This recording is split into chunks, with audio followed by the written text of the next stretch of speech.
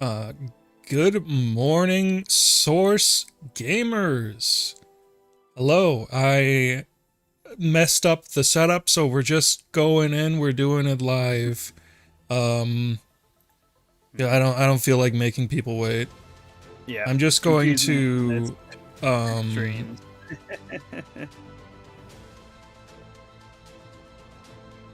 I'm gonna refresh the cache of the chat box so that we have chat on stream. Mm-hmm. Yep. So while Slink is doing that, how's everybody doing? How's the weekend going? All Hope right. you've all been having a good time gaming this weekend. Yeah. Let us know I know. about volume. I was saying in the preamble on the stream that didn't happen that my mic arm has been oiled today, so it is kind of loose and kind of maybe a little too close to my mouth or a little too far. Let me know about volume and I'll fix it. Yeah. It will And not be squeaking violently anymore, at least. That's good. That's good. I mean, you sound good to me, so it Okay. sounds like it's you're at the right distance for it. So no All right. worries there. So, for this episode of Good Morning Source Gaming, I've been at Gamescom for, well, the week that it was on, and spent the whole last week doing all the write-ups for it, all the previews for it, which I hope everyone has enjoyed reading. But what I wanted to do for this one is just a little wrap-up the podcast where I point out some of the highlights from the games I talked about, and what we're going to do is we're going to watch the trailer for the game so it can give you the valuable about what the game is all about. And then we're going to chat about it. I'm going to share my thoughts. I'm going to talk about what I like about it, why I think people should be keeping an eye out for it. And yeah, we're just going to... I think that's probably the best way to approach this. But before we get into the Gamescom stuff, well, let's do our usual introductions. The usual. The Oh, usual. by the way, if you're tuning in and you've never seen a show before, I'm a Shadow Link. He's NantenJex. Yes. Yes. welcome. Um. So, do you want to? Because I reckon I'm going to be doing a lot of talking in this episode. Yeah. So why don't we start with what you've been up to recently? Okay. Slink? So I have a few things to say. So we here at Source Gaming like to combat misinformation. However, sometimes we can say some things that are untrue. I said some things that are untrue, and I need to set the record straight. When I was starting to play Honkai Impact 3rd, I was watching a lot of reaction videos to it, and I repeated some misinformation that people said. Misinformation about this game is very common. Basically, when I started, I had said that there was a specific animation that depicted a character, Auto Apocalypse, fighting all of his previous selves, like redoing the timeline over and over. Actually playing the game, I have found out that time travel is actually impossible in that universe. Okay. So that's not the scenario. It is basically just a visual representation of the character fighting against all of his past sins. And that is actually way cooler. That's dope as hell. But yeah, it's not a time travel story. And that's like the one thing that I needed to set the record straight on. In case I gave anybody the wrong impression. Is this related to that new Honkai game? No. The new game that got announced, Honkai Nexus Anima, is some kind of new universe, whatever the hell. I don't really care. Okay. Fair enough. If anybody's in our Discord server, and you saw me in the mobile games chat the other night, I went on a whole crash out about how bad Honkai Star Rail has gotten, which was the reason that I started playing these games to begin with. And how frustrated I am that people don't play Honkai Impact 3rd because it's way better, not just as a video game, but as a story as well. I went on this whole diatribe, and that leads me into my big thing that I actually need to talk about. For people who didn't watch the 11th anniversary casual chat, another thing related to Source Gaming, I am working on retranslating a lot of the game from its original Chinese, because the English translation and localization for the first couple of years of content for Honkai Impact 3rd is pretty bad, not accurate. I put out a little teaser of what I'm working on my Twitter account, and I'll be uploading basically full playthroughs of the story content with the new translation edited on top of it. And in the description for the video, when it's finally done, I'll be linking the spreadsheet that I'm doing all of my work on, and so anybody who wants to see that can fact check me or see like my thought process for some of the rewrites I've done. I'm basically rewriting it not just to be more accurate, but also to have better character writing, and better grammar and punctuation and all that. Just a full cleanup. Because I love that game a lot. It's my favorite game. It saved my life, I've said before. And I hope I can spread the passion, and maybe get some people interested that might have fallen off, because I fell off due to the really bad translation of the early content for that game. And once I got further in and the translation got better and the writing really shined through, I was hooked. So the idea would be to make the writing good from the beginning, because the writing is good from the beginning. It's just the translation and localization that is bad. And I have the power to fix that. I can't mod the game. It's not really a moddable game. It's a live service video game. So modding that gets your account banned. And I wouldn't even know how to mod it to begin with. But I can edit a video of it. And that is what I'm good at. I learned After Effects for this shit. One of the worst programs I've ever used. I hate it. I hate After Effects. It's bad.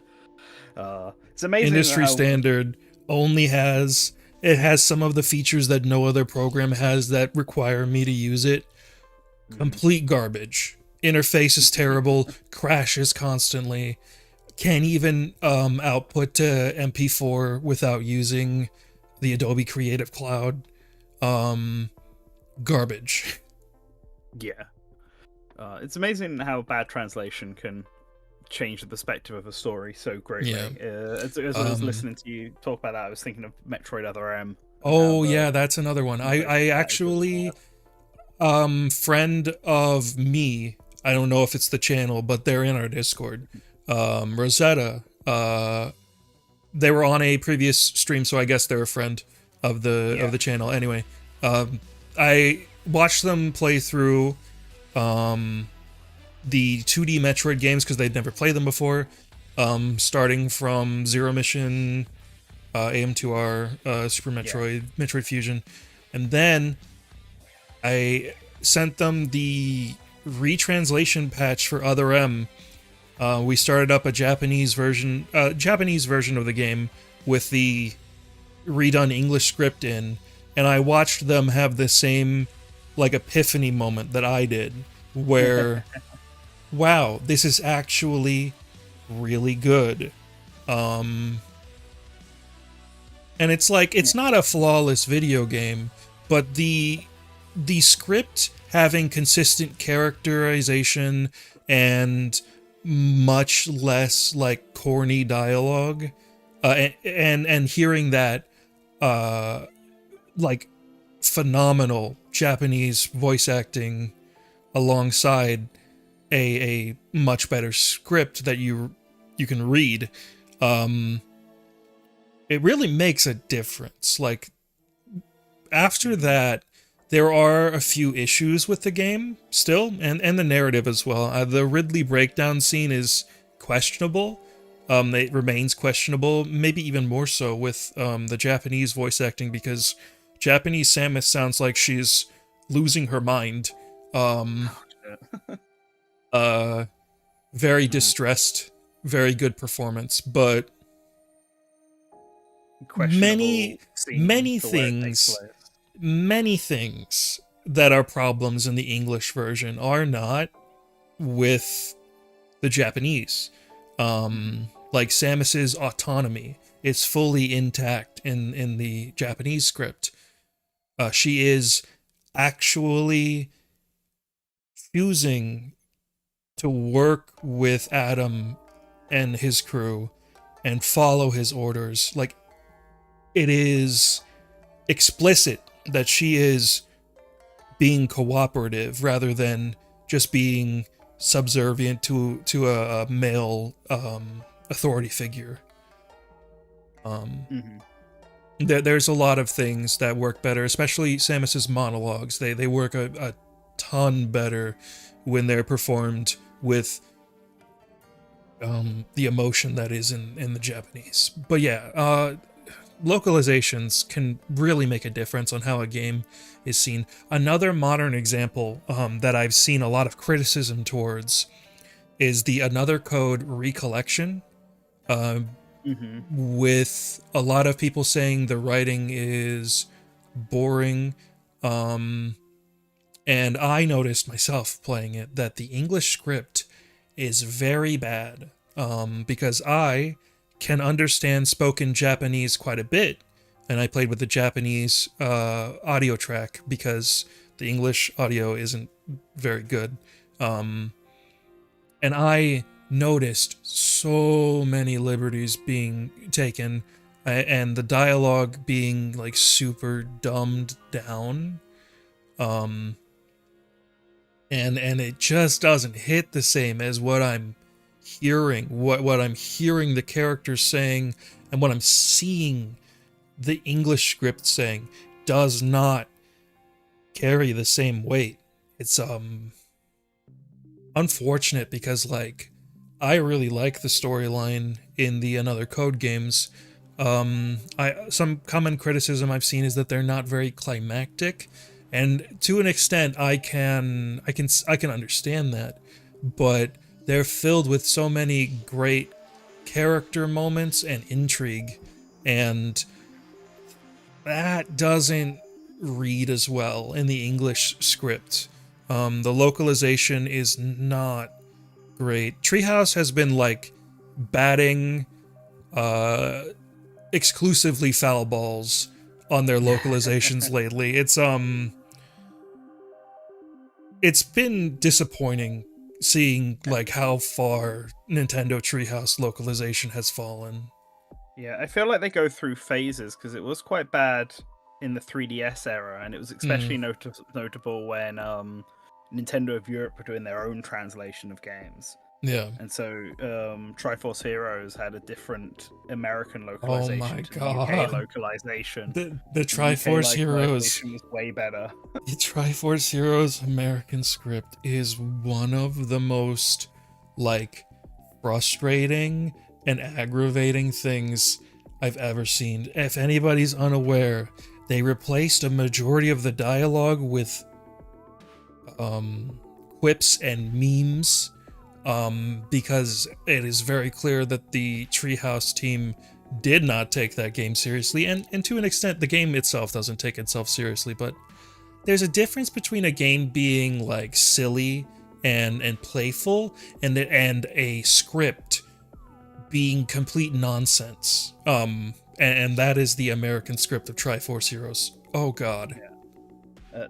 But I feel like they got a little better with the Switch generation. Breath of the Wild and Tears of the Kingdom both had issues though. Breath of the Really Wild, questionable choices that I don't understand. So here's the thing. Nintendo Treehouse localized Three Houses, and I think they did a pretty okay job with Three Houses. Like it was obvious to me when 8.4 did Three Hopes that the script quality was so much better with 8.4 doing it.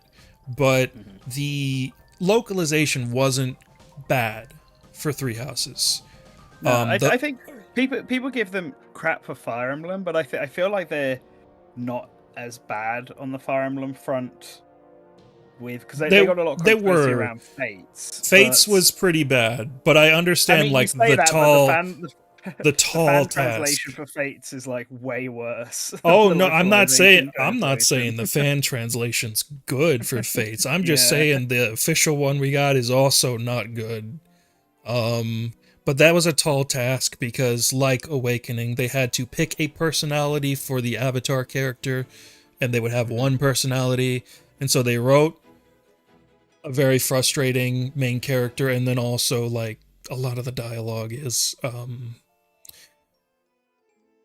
not serious. It is very unserious, and that really conflicts with the tone of that game.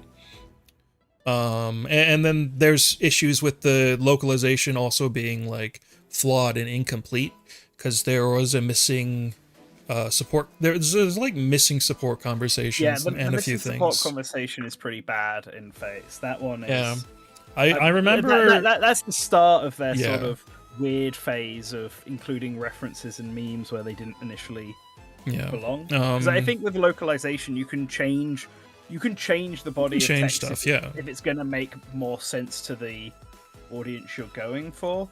Like, I don't think things have to be one-to-one, especially because Japanese can be quite blunt sometimes, or quite vague sometimes, and if you did it one-to-one, there would be no charm to it. You've gotta make your own character writing in a lot of circumstances.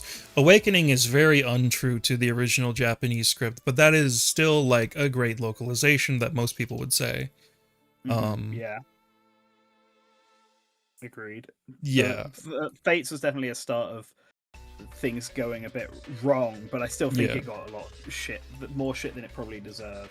Oh, yeah, there's instances of people taking the criticism too far. But Treehouse, I think especially with Breath of the Wild and Tears of the Kingdom, Tears of the Kingdom was mostly following Breath of the Wild. Tears of the Kingdom itself doesn't have a lot of issues with the localization specifically. Breath of the Wild is fucking dire. There's so many weird choices made with that localization. The one that always grinds my gears, gets me angry as hell, is when I remember that they changed the Master Sword's title from the Blade of Evil's Bane to the Sword that Seals the Darkness, because the term in Japanese is still the same. And Blade of Evil's Bane fits the syllable count. Sword that Seals the Darkness does not. So like that's not even a change they made specifically because of voice acting. Somebody just changed it to the Sword that Seals the Darkness because they were being overly literal instead of being like actually translating the meaning. Because Blade of Evil's Bane is also a better localization. And it's the one they'd been using, which makes it extra weird to change it now. It's very, very frustrating. I hope it goes back after the Breath of the Wild era is over. I know they've been using the Sword that Seals the Darkness since Breath of the Wild and all the Breath of the Wild era games. They kind of have to. Yeah. But I really hope it goes back to Blade of Evil's Bane after this. Hopefully. Yeah. Hopefully. Yeah, anyway, we were talking about it. Last note, and this will only be a minute. I played Batman Arkham Knight. That was a video game that exists. It's quite fun, but it's one of those games where it really asks you to do every single thing on the map in order to complete it. Oh, really? And that is frustrating. You have to get every single Riddler trophy to face the Riddler boss fight. And that's where I draw the line. No, in City, there is no Riddler boss fight, I think. there's definitely Riddler trophies. So I never played There's Night, but I did yeah, no, play there's Cities. there's Riddler trophies in Asylum, City, and Night. Night. It's just like specifically Night has narrative elements, like important narrative scenes tied to Okay. the collectibles, rather than just like, oh, it's a short conversation. Like, because I know I didn't bother getting all the Riddler trophies in City, but I got them all in Asylum because it was, a much smaller game, much easier to do that. And all that happens is that Batman calls the cops on the Riddler, and then and he gets I think it's the arrested. same. And I it's think, like I think it's it's the like same 1 in minute City. long. But Yeah, that's you see the yeah. Riddler and pretty sure. And Yeah. basically nothing happens. You are playing this because you're prepping for Lego Batman Night. I got in a Batman mood again when I found out about that, because like that Lego Batman game they announced is just an Arkham game with a Lego skin. Yes, It's not a Lego game. It is an Arkham game, and that's hilarious. Yeah, I probably think should have that's played very it. bold. I saw it when I was there at Gamescom, and I had someone ask me why I didn't play that in Bubsy 4D. And for Bubsy, I just couldn't find the booth, and I didn't have time to actually look. But Batman, I just didn't really think about. Like, I saw it there, and I was like, oh, I might come back to that. But I remembered playing Lego Horizons at an event and being like, eh. So I think I just wasn't in the mood for a Lego game. I've been told so from what it seems, the only game that this Lego team made is Skywalker Saga, which was mixed, but they basically just reformed after TT Games like had a huge restructuring. It's not even like the same studio anymore. Although I wouldn't be surprised if there's talent overlap still. We won't know until we see the credits. So, in terms of what I've been playing, very quickly, the main thing is Kirby, because that just came out, and I beat that this morning actually. Got the juicy lore bits after figuring out what I was missing for the 100% run. Good game. If you liked Forgotten Land, you'll like the DLC for Forgotten Land. Obviously, it's a weird game. I don't think I might do a written review of it for the website, but I think I'm going to do something else in terms of a video for the channel, because I just don't see the point in doing a review. I can't really. It's just like, yeah, it's Kirby, all right. It's Kirby running at 60 FPS in 1080p glory. Excellent. So yeah, so I'm going to do something with that, but I beat that this morning. UFO 50 as well. Finally played through all 50 games, not to completion. There are some games I played and I just didn't like. Some games I did complete and some I cherried. But I've now at least played all 50 of the UFO 50 games. So that's been fun. It's been fun. I played them in order, so it's been fun watching how the games evolved in its own like little fictional lore. Like, do you know much about UFO 50, Slink? I know it's got 50 games in it, right? Mm-hmm. Yeah, so it's like a fake video game console where the idea is that like it was an 8-bit system that launched in 1983. It's basically the NES time span, and it's 50 games that aired from that console. So each game has like a little date on it and like a description of like a very short description of what the game is about and why it was made and stuff. And so game 1 is like dated 1983. And it's like the first of this series, and then the last game's like 1990. And some of the games are sequels to each other, and some of them are like, oh, we replaced the description's got like, oh, it was decided to replace the protagonist of the previous game with this one, or we decided to upgrade the character design. That's pretty funny. Stuff like this. So it's got this whole little narrative storyline through it, which is really sweet. So I decided to play the games in order to just see how the fictional games evolve graphically and game design wise, because they are quite drastically different from the first set of games, which are a bit more arcadey, to like the final game, which is this big Cheetah Man parody that's got a mixture of Metal Gear, not Solid, the NES one, Metal Gear,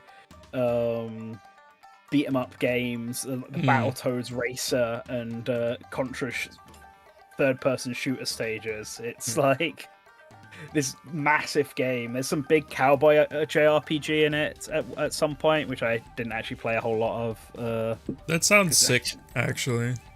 Yeah, it's way longer game than I was expecting it to be as well. Yeah, that sounds interesting. I highly recommend it.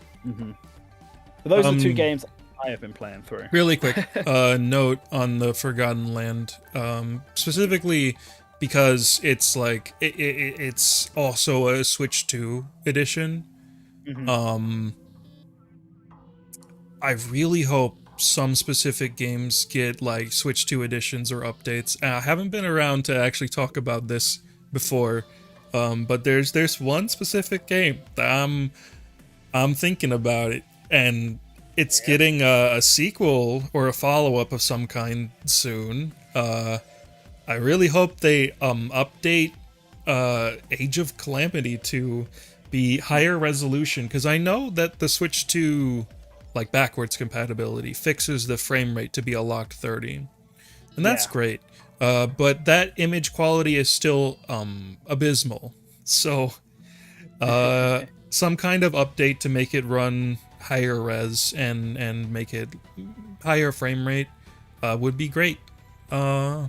Nintendo literally like financed from what I can see, I think it's Nintendo financing the studio, the AAA games studio that's making Age of Imprisonment, but because Koei Tecmo has been helping Nintendo a lot with games, I assume they made that specifically to make Nintendo games. And if I'm proven wrong, that'll be a thing. But they did make Three Houses, and they've been making all of these Nintendo Warriors games too. Yeah, we'll have to see after Age of Imprisonment if the next AAA game is that. I do if the know next Warriors game that's not a Nintendo Warriors game is being made by not AAA. I do know that the head of that studio is the person who was involved in every single Nintendo Warriors game. Which is the sole member from Team Ninja. That is the reason that they have Team Ninja on the first two Warriors games.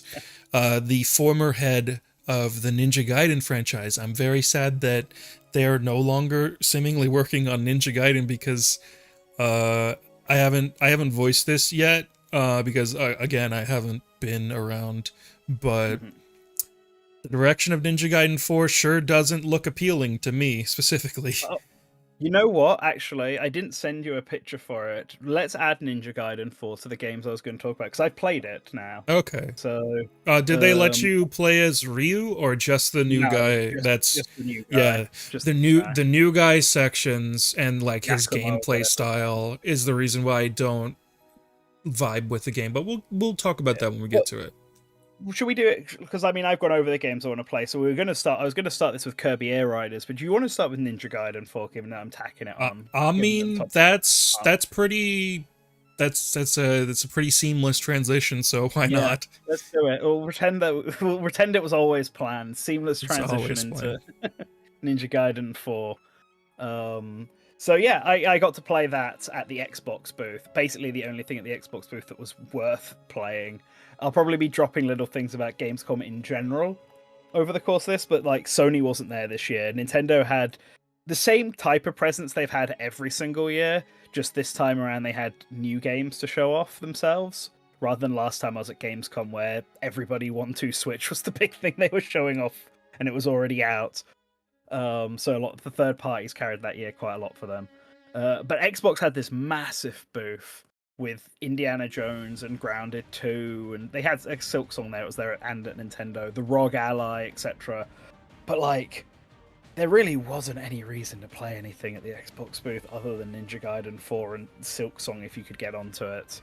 Like, it was pretty dire. The Indiana Jones booth, was that the DLC? I don't know, to be honest. There was a long queue, and there was a guy they had hired who was cosplaying as Indiana Jones, and you could get a picture taken with him with the set. I assume it would have been the DLC because they announced it during the opening night live. Yeah, they also confirmed Indiana Jones is coming to Switch 2, and finally, something that I could possibly play it on. Because like, for anybody who doesn't know that game. on PC. You can only play it if you have hardware ray tracing on your graphics card. And I don't. And graphics cards are expensive.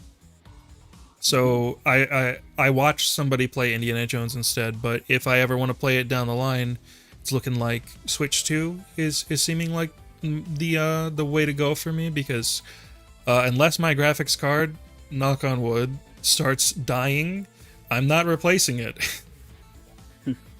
Yeah, understandable. But yeah, Ninja Gaiden 4.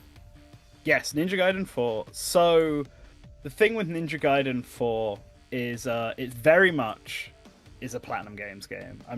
It's just straight up. I only got to play as Yakumo or whatever his name is, the new guy. And the demo involves you running across rooftops, wall running, using this grappling hook that you've got to pull yourself along, and either getting sneak kills on people or just doing proper action combat. A mixture of melee combat enemies and range combat enemies, and it really does just feel like a Platinum Games action combat game, like Bayonetta or Nier Automata. The but thing with the I've seen, occasional Ninja Gaiden-esque stuff in there. but I thought of an Izuna drop. Yeah, there's the Izuna game. drop and the Flying Swallow still. The Flying Swallow is like the air charge, like you fly through the air towards your opponent. Yeah. It's definitely way easier to do this though, because I remember playing the original Ninja Gaiden Black, and the Izuna drop was like a specific combo you had to pull off, right? To pull it off, and I remember only getting it a couple times. Whereas this one, I feel like I just got it like pure on accident. Just kept saying Izuna drop, and I was like, okay. The combo has been the same since the first game. It's not too difficult. They added more combos along the evolution of the series to do the Izuna drop, I think. And like every weapon could do it by Ninja Gaiden 3 Razor's Edge. Yeah.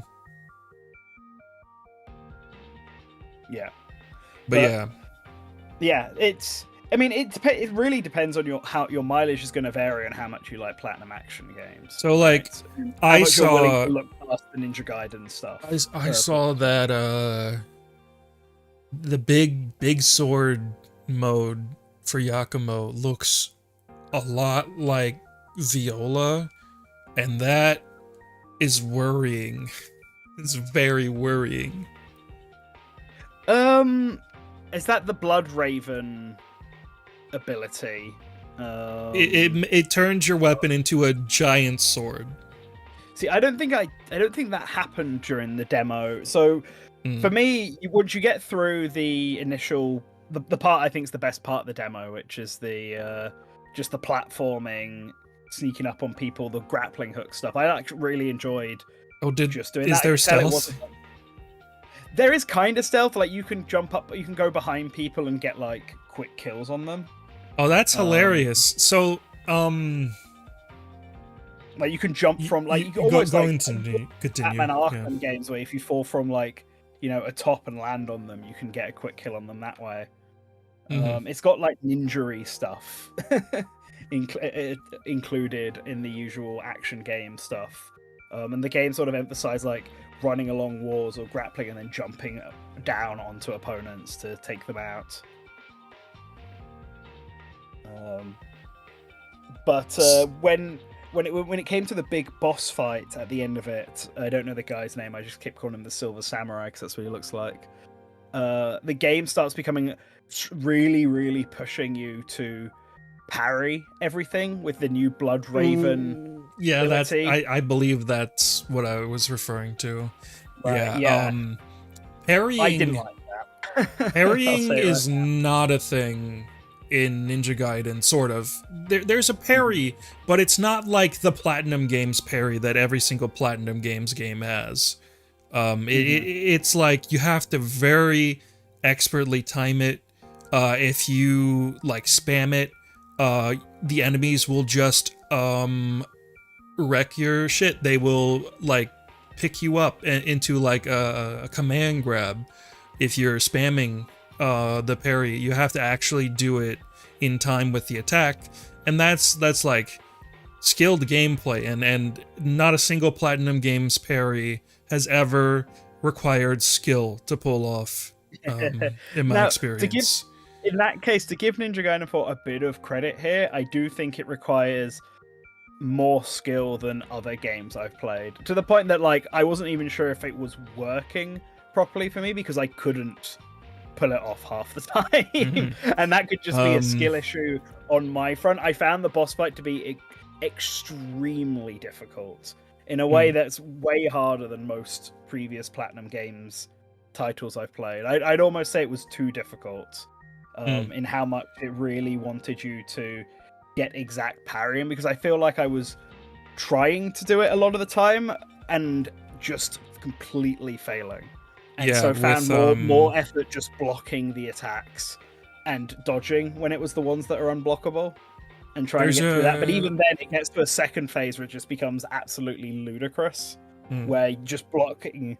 And I had problems with this mode because then like the attacks started getting so ridiculous, and you got a meter, right? You can't parry unless your Blood Raven meter has some energy in it, and that charges up over time. But between attacks was too fast for me to wait for it to charge up, so I just couldn't parry even if I wanted to because my meter wasn't full, and so I just die constantly. And it started getting really annoying, and in the end I never actually beat the boss before the demo timer kicked in. So I'll give it that. It's got that Ninja Gaiden Black difficulty going on. There's a I don't know how. I played a lot of parrying games, and there's another one we'll talk about later on at Gamescom, and this was probably my least favorite of the way it was implemented. So like my qualms with Platinum games is usually that they're brainless. Like when I think of Ninja Gaiden, I think of a game that really wants you to keep on your feet and actually put in inputs when you need to do them rather than spam or mash buttons. And also, when I think of Ninja Gaiden, I think of attacks that really have weight and crunch to them.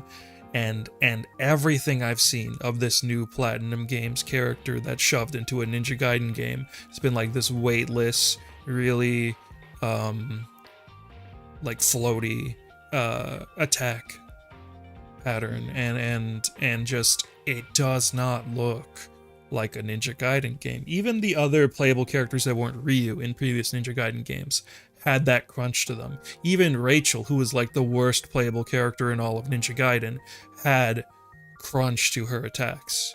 I keep seeing, because this is one of our most popular videos, and you may be watching this stream because you found our channel through that video, but our Ninja Gaiden Sigma retrospective, I was talking about how I really want to see them take another crack at Ninja Gaiden, and when I said that, I meant Team Ninja, not Platinum Games. And it feels like Platinum has become we need a Japanese action game, let's get Platinum Games, and there's no flavor to their games anymore. And by that I mean they have a very specific way that they make games that is very Platinum. And they even talk about this themselves. And so all of their games feel the same instead of each one having like a unique texture. Like Capcom, when they make a Resident Evil game, it's a Resident Evil game. When they make a Devil May Cry game, it's a Devil May Cry game. When Platinum makes a video game, it is a Platinum game. Bayonetta, Metal Gear Rising, Astral Chain, it all blurs together for me. Yeah, and I will say this game has quite a lot of Metal Gear Rising vibes, in my opinion. In the tone they've been of it doing that. They've been doing that for a while. Like Yakumo talks to people over his headset or whatever, and it gave me real big Metal Gear talking with the people at home vibes. There's a bit of that in Ninja Gaiden 3, so that predates Metal Gear Rising. So That was just the first thing I thought. In terms of Yakumo's personality as well, it really reminded me of Raiden from... He's edgy. He's edgy as hell. I find it very funny that they have gone out of their way to basically ignore Ninja Gaiden 3. This is a sequel to Ninja Gaiden 2. They remade Ninja Gaiden 2 specifically because this is a sequel to Ninja Gaiden 2. Because 3 was controversial. The original 3, at least, was a very bad game that got bad reviews. 3 Razor's Edge is a great game, I think, but I can understand people not giving it a shot after the original Ninja Gaiden 3 was so bad. And the tone and storyline of Ninja Gaiden 3, even in Razor's Edge, remains controversial. So I can see separating yourself from that. What I cannot understand is that they have made another Ninja Gaiden game about a new ninja who's edgy as hell and wants to kill Ryu Hayabusa.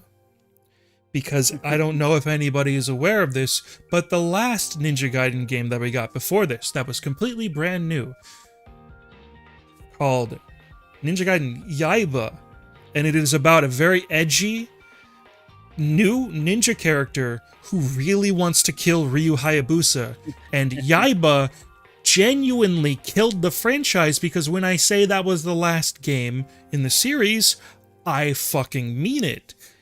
There was a 10-year gap, about a 10-year gap between that and the Master Collection. It genuinely actually killed the fucking franchise. And I can't believe that they're making Yaiba again. It's wild. I'll give for this at the very least, and I think this is part of, I think this is actually part of the problem. I feel like the boss battles, the boss battle I went into is designed as you were describing a Ninja Gaiden game should be. The best part, the time I did the best at it, was when I stopped just always being on the offensive and started really planning my attacks on when I should attack, when I should fall back, when I should do that. But that runs, my problem is that's not how I was playing for the build up to the boss. The build up to the boss, I was playing like a Platinum Games game because it allowed me to do that. So it was only up until I got to the boss where suddenly the game is like, all right, stop what you're doing, fall back, take it really slow and methodically, ignore all, and I kept finding myself wanting to mash into combos when I go on the attack, but then that just left me open to be countered attacked myself. And I feel like some of the Ninja Gaiden, the 3D Ninja Gaiden is there, but it's not meshing with the Platinum Games style very well. Yeah, that's one of my biggest fears for sure. There's one last thing that I want to say about this, and it has to go back to Ninja Gaiden Z Yaiba, and that is that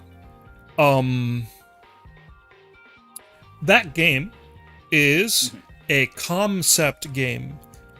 Eiji Inafune is like 5-0 on making concepts for franchises that specifically are like, let's outsource the development to Western developers because our Japanese developers are way behind the times, and killing the franchise that he's responsible for making the concept for the new game for. Oh my god. I didn't realize this. I just looked it up. I didn't realize that Grant Kirkhope, of all people, did the music for Ninja Gaiden Yaiba. What?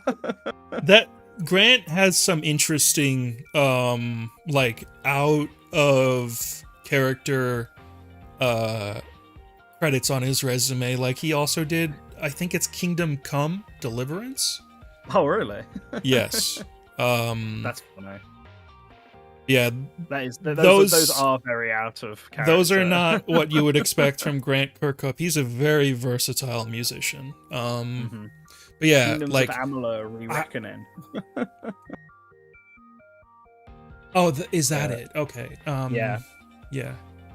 Kingdoms of Amalur. That's what he's working on. Kingdoms of Amalur. Okay. Yeah. I got confused because of similar titles. But yeah. The only franchise that Keiji Inafune didn't like kill by doing this was Dead Rising, and Dead Rising still died after the first game that he did this with.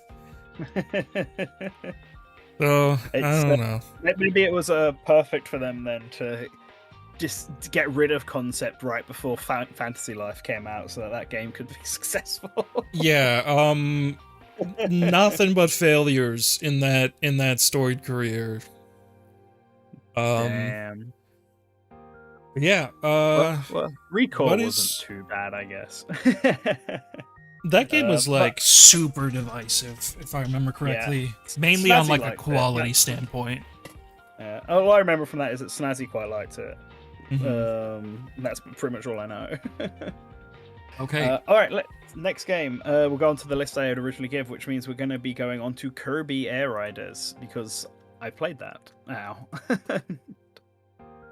I should also oil my chair when I think about it, because that do that after the stream.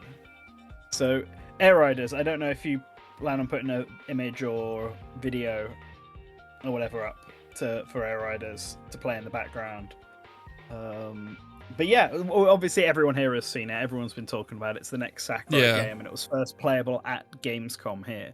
So, Sling, have you played the original Air Ride? Very briefly. Not enough to say that I've actually played the game. Right. Like 5 minutes. 5 minutes Air Ride, that's it. Fair enough. So, I think, personally, I think this game is better than the original Air Ride. I think that should be expected with 2 extra decades worth of development time on, development knowledge under his belt, and 10 times the amount of time from going from like making the game in 3.5 months to making it over 3 years. You'd hope Air Riders would be better. And it is. It's faster paced. The additional characters are really fun, add a bit more variety. I think the racing in general is a lot more improved. I think the special button adds a bit more adds more mechanical depth to the game, and just generally the faster pace and the tighter turns. I think it just works a lot better than the original Air Ride did. City Trial, however, I feel is better, but it still has some of the problems that I think the original City Trial game had. Like, a lot of people really praise that mode, but when I first played it in Air Ride, I thought it was just fine. Like, it was an okay idea, but not something I'd want to play a lot of. Air Riders has this same issue that Smash Brothers has, where it gets to the point where it becomes a bit too chaotic to be following. You've got like special effects going off all over the place. You've got all these items falling over the place, effects happening, and if you keep getting speed stuff, you'll start moving at ridiculously high speeds across the map, that it actually starts to become a little difficult to figure out where anyone else is or where you are in relation to the map. And if an event is happening, so when I played it, the Dynablade event happened, I didn't even notice until I spotted Dynablade in the distance. Like, I'm sure something's meant to come up and tell me that, oh, Dynablade is here, as like a notification for an event happening. But I didn't see it if it did, because there was just too much happening on screen at once. So it's very chaotic, I felt, which is, I think, a bit of an issue. It's definitely stuff people complain about with Smash Brothers, with how chaotic that can be when you're doing like a 8-player match with items on sometimes like a moving stage, and everything just goes a bit crazy trying to keep track of yourself. Air Ride, I don't think it has an issue of following you because you're so big on the screen, but you have a hard time tracking anything else that's going on, and especially hard time pick and choosing what items you pick up. I end up finding myself picking a cart really early on and basically just sticking with it and picking up any collectible item I could, which Sakurai says in this direct, you shouldn't do that. You should specify if you want a flying one, you shouldn't pick up weight one. And it's like, well, I would try to specify it if it wasn't so difficult to do that. Like, you'll find yourself just unintentionally picking stuff up as you're zooming along, going at ridiculously high speeds, or like trying to pick up something you really want, but then stuff you don't want is like right next to it and gets sucked in anyway. It's it feels fun to play. but it's just sort of all over the place in terms of like chaos and hard to follow. And I feel like City Trials is gonna have the same issue that the original City Trials has, where it just sort of gets a bit dull after a while. Having more events at the end of City Trials was nice. Being able to pick, I did Gourmet Race, and that was a lot of fun, just riding around the map picking up food. But it seems like we need to see a lot more from this game, because if it's clearly not just going to be racing and city trial mode. I think they've hinted at story mode already. There's definitely going to be other modes, but I am slightly worried that if the other modes are like not that big, kind of, because like the original Kirby Air Ride had top-down mode, which I can't remember what it's called now, which was like a fine distraction, but nothing you'd play for too long. That's how City Trial became the mode. But I don't think City Trial is strong enough to hold up as its own mode. I actually prefer just having regular races, playing them instead. So and again, there's only one city map for City Trial. I feel like that was a problem with the original. And while I think this map is a lot better than the original City Trial map, it's still not gonna get rid of the issue that it will just start to feel very samey, doing the same things over and over again. So I'm still looking forward to Air Riders, but I do want to see a lot more of it before I can really say it's going to be like an outstanding game. At the very least, it runs really well and it feels like the gameplay feel is really nice. It's just visually a very chaotic game, but clearly borrowing a lot of elements from Super Smash Brothers.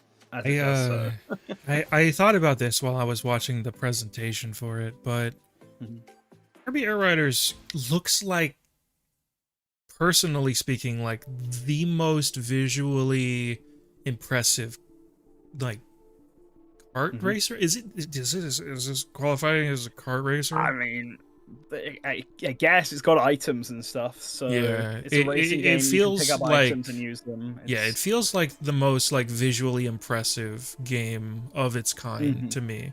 Like Mario Kart World has that big overworld, but it loses a lot in terms of lighting, I think.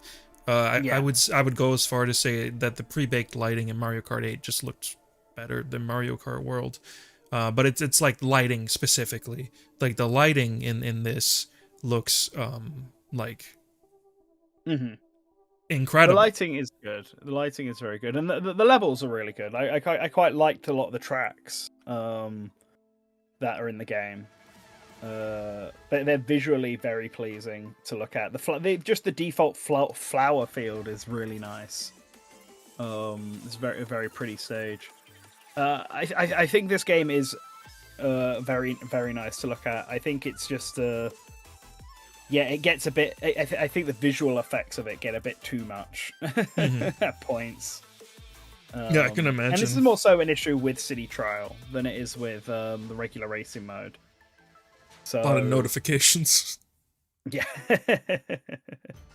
But that's Kirby Air Riders. It's a game I'm still looking forward to. It's a game I'm sure we'll see more. I'm sure whenever the next Direct happens, we will get a new trailer and they might show off the story mode stuff. And I'm interested to see what happens with that. And I want to see what other modes there are. There's definitely got to be more than just City Trial. Maybe they will reveal another City Trial map and we'll learn that actually you can pick which map you ride on. That might fix some of the issues of repetitiveness with the game. But we'll have to see. But those are my thoughts on Air Riders. A bit jarbled. I won't lie. But the next game a bit more clear cut to talk about, and that's Pokemon Legends ZA.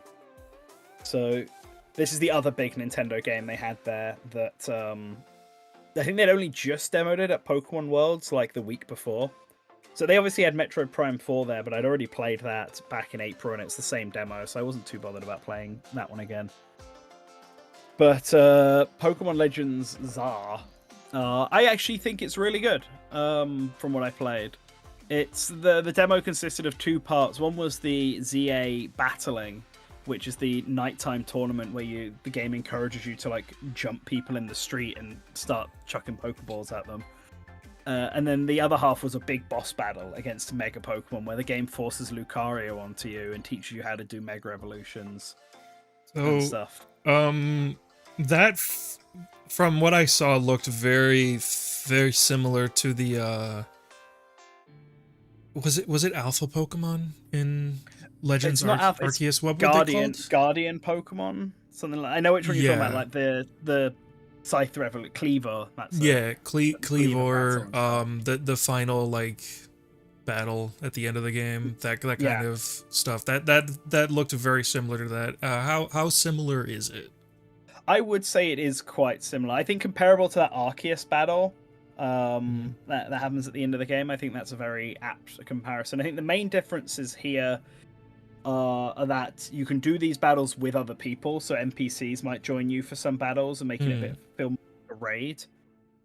And I felt like in this game, moves like Protect and non-offensive attacks are far more important. Interesting. Because of the way that the combat now works. So the combat is now real time. Rather than you taking a turn, the opponent taking a turn, and you just having to dodge their attacks when they're having their turn. Everything is happening real time, and your moves are all on timer based. It looks like ATB, like up. like what the Final Fantasy games have had.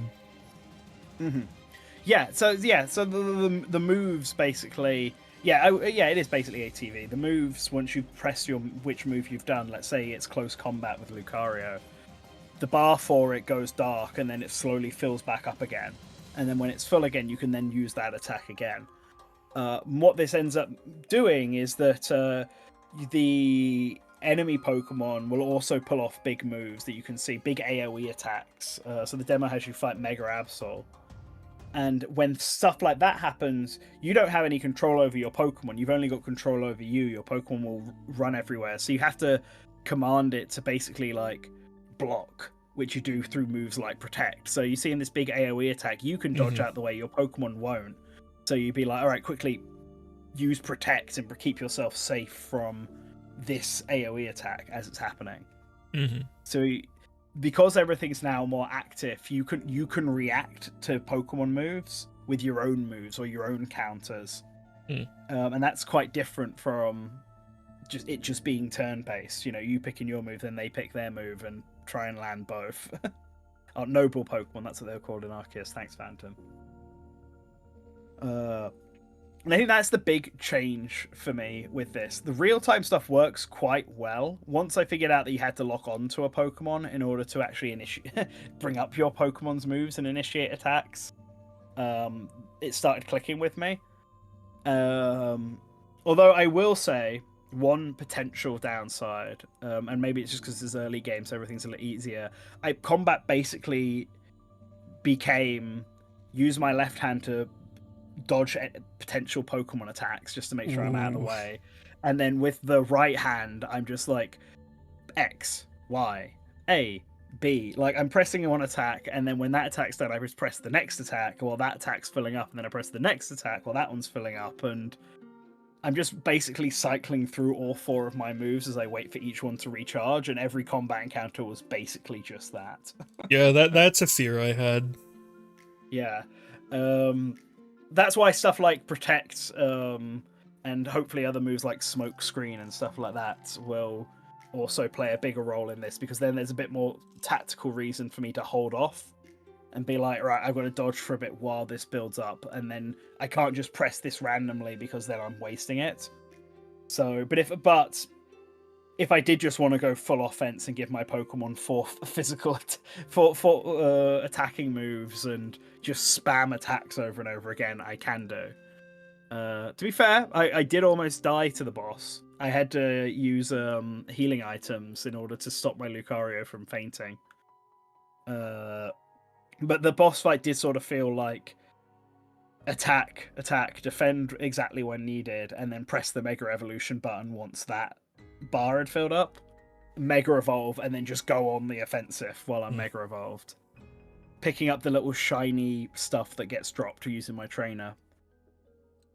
So it can be a bit simple, but I did enjoy it a bit more than I think I enjoy regular turn-based Pokemon battles.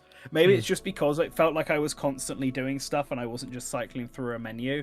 And there are some neat things in the ZA battles. The sneaking up on trainers and attacking them from behind is quite fun. You've got it reuses the stealth mechanic from Arceus, where you'd crouch and hide in bushes and stuff, and reuses that for sneaking up on people and launching attacks. Of course, you don't have control over exactly what your Pokemon does. So when I asked my Chikorita to do a Stealth Razor Leaf, it ran to a position behind a flower pot where the attack just hit the flower pot and did nothing. And I was like, "Get out, Chikorita, please. Get out. Get somewhere better." And I ended up having to move a bit closer to force the AI for Chikorita to also move a bit closer so that the attack would hit. So positioning does matter as well, because you're fighting in like little in city alleyways in the Kalos region.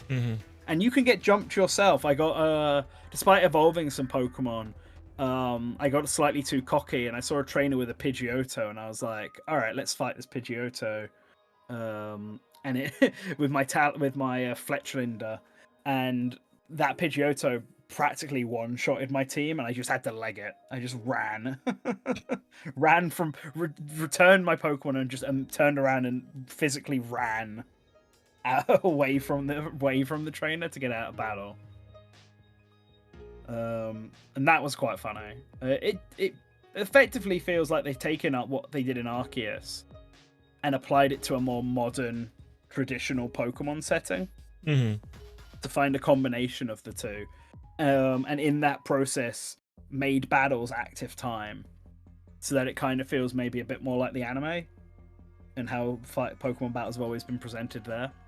Yeah, I appreciate it being very different. I think it does look quite nice on Switch too, especially compared to how other modern Pokemon games have looked. Like, I think the character models especially look really good. Oh yeah, the graphics do look so much better. Like it's a huge step up. It feels like the Pokemon devs have finally made a modern game. Yeah. I think my one complaint, it could have also just been because of the demo, that when I was building up to the boss battle, you had to you get to it by chasing Zygarde. Like, Zygarde's in their dog form, and they're running through Kalos, running through God, I can't remember what the town's called now, but the capital city.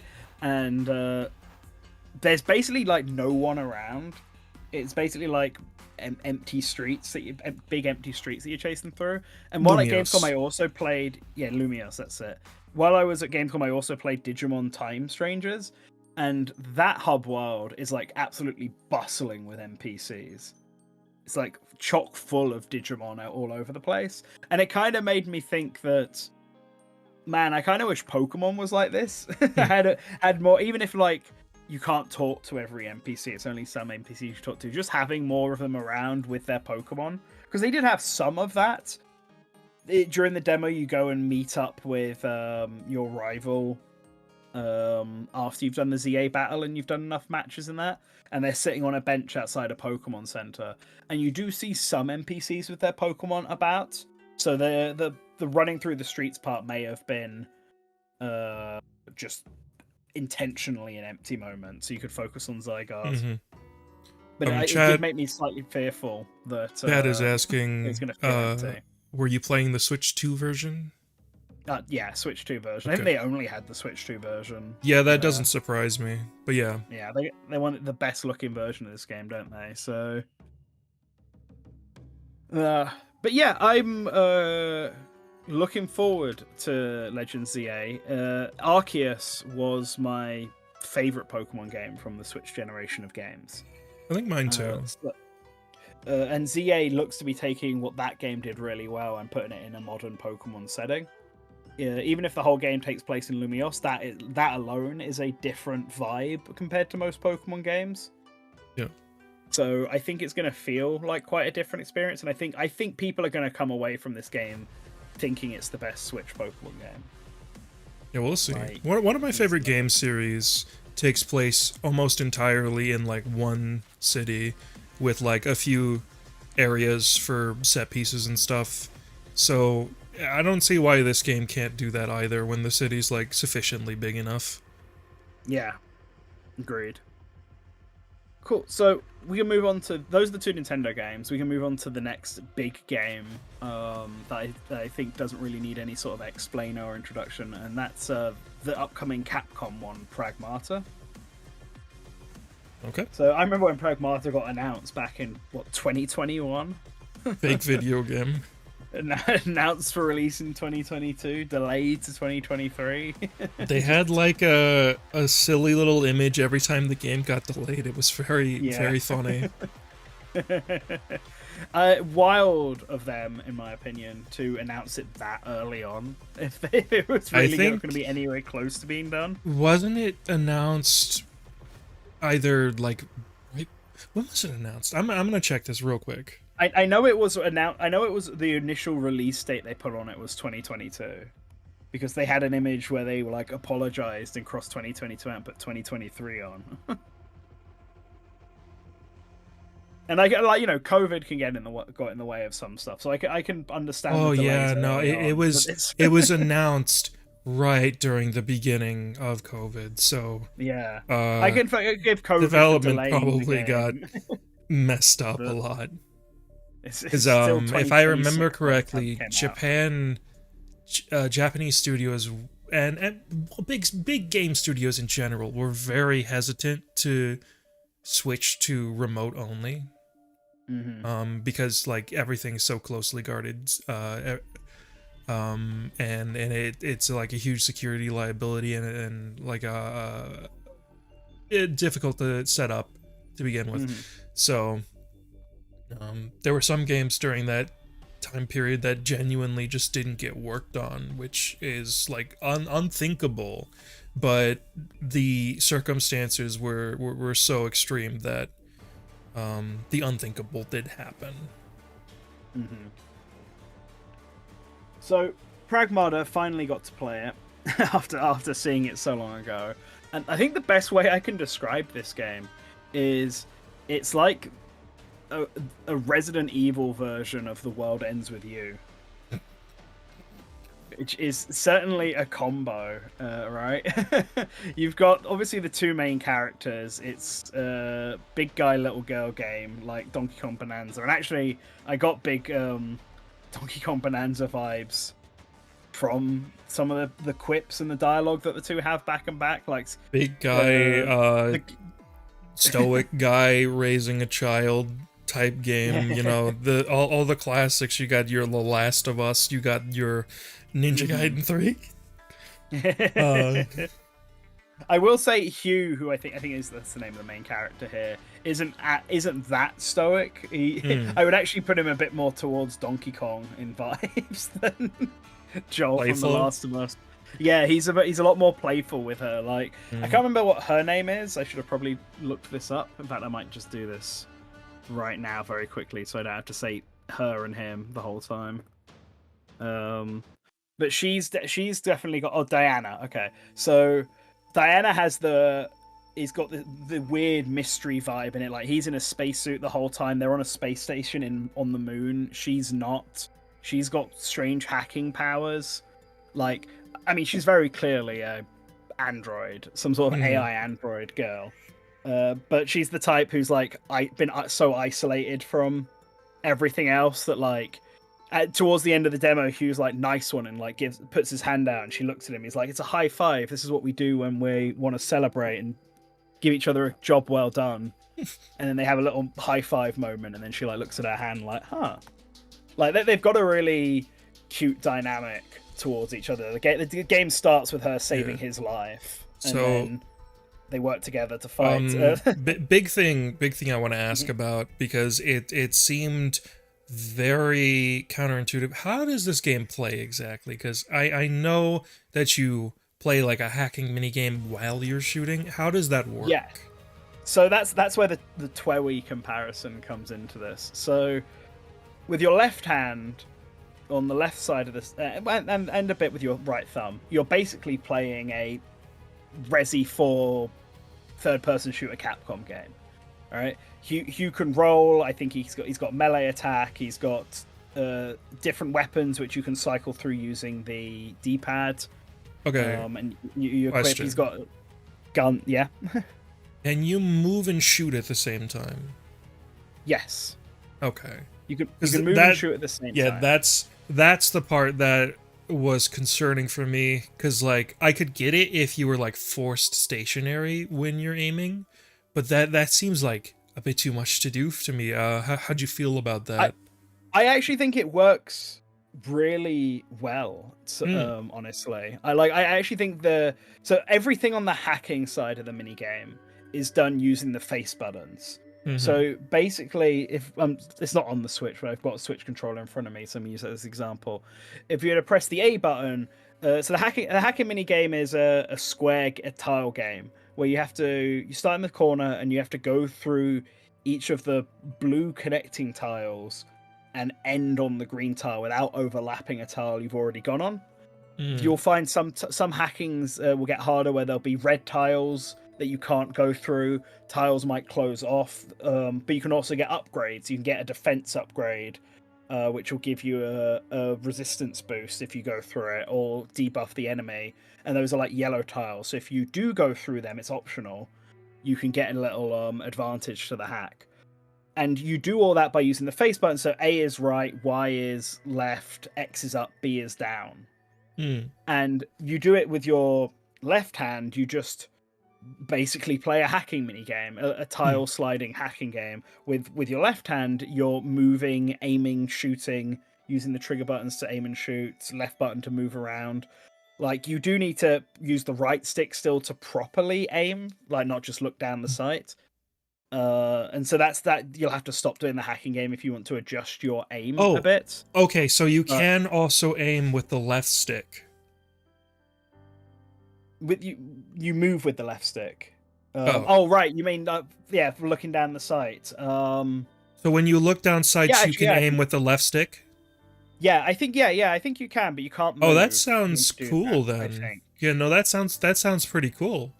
I think. So because it was pretty fluid to me. Yeah, with playing. So the thing I didn't understand before this discussion we're having right now is that, well, when you aim down sights, you can't move.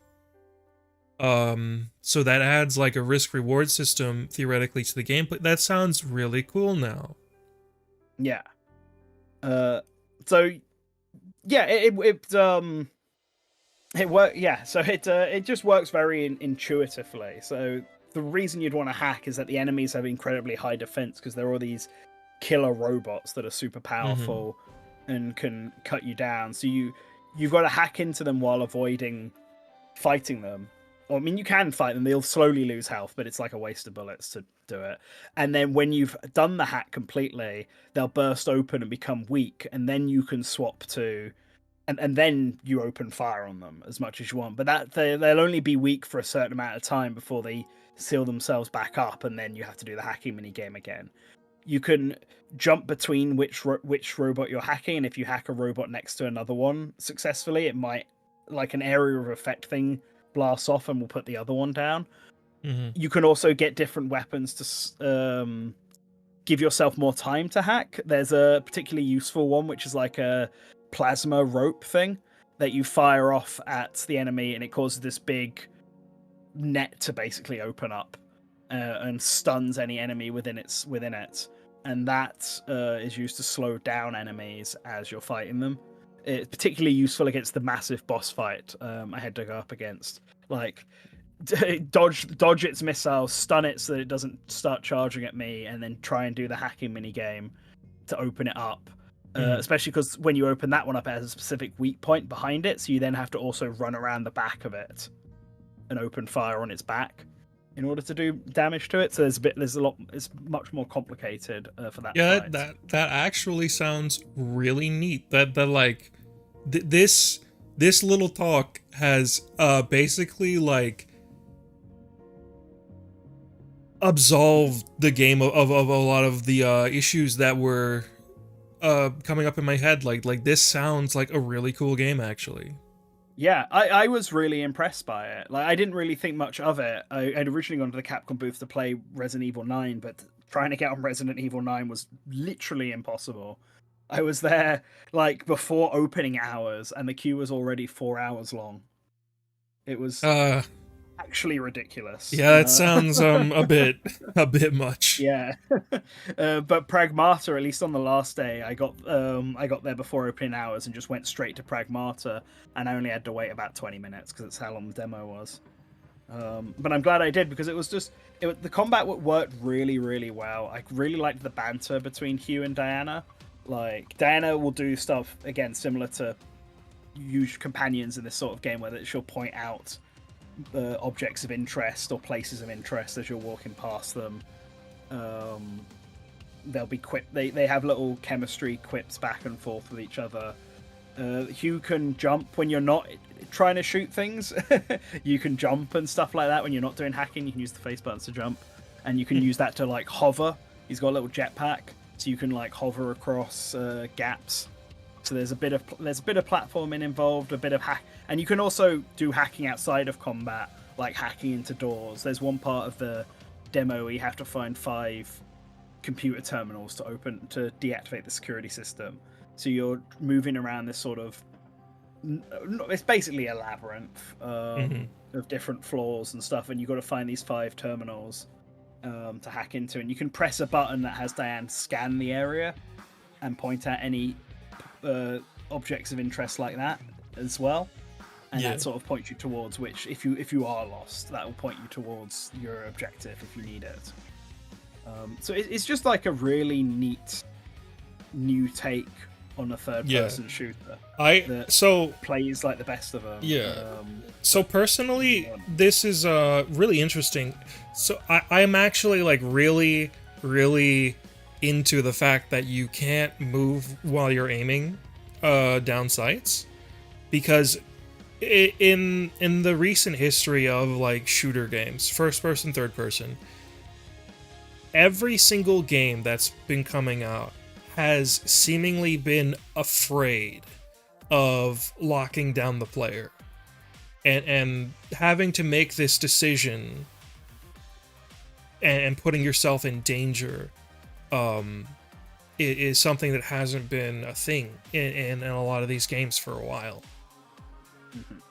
I will say, when doing this, is the main reason I would do this was to fire something to stun the enemy and then come out of sight and run away from it. So, like, it was more so to give me more time to do the hacking. Yeah, that is still like a decision that you have to make that most games don't have, and also it would like fix the issue for me of having controls that are a bit strange. But I really enjoyed Pragmata quite a lot, actually. So I don't know if I think Steam is like the only thing I actually own that I can play it on, unless they announce a Switch 2 port of it at some point. Maybe. There's a lot of like developers unsure if they're going to be putting their games on Switch 2 at the moment. Yeah, I mean, a lot of developers don't even have dev kits to put their games on Switch 2 at the moment. Yeah, there's that. It's a very common thing I heard at Gamescom. Yep. This year. But we will see. I mean, Capcom are trying to get the RE. I mean, they've got the RE engine running on Switch 2. Yeah. So it's not impossible. But yeah, we'll have to see. But that was Pragmata. So those are the four games that I think everyone knows that we don't need to watch anything for. So I think for the rest of the games, there was one more game that you sent me a screenshot for. That's for a game that we will be talking about later with a trailer. So okay, cool. For now, I sent you a playlist. So what we're going to do for the podcast is we're going to watch trailer for a game, and then I'm going to talk about the game because I think people should have the context behind it. Yeah, that's fair. So I am pausing the music. Yes.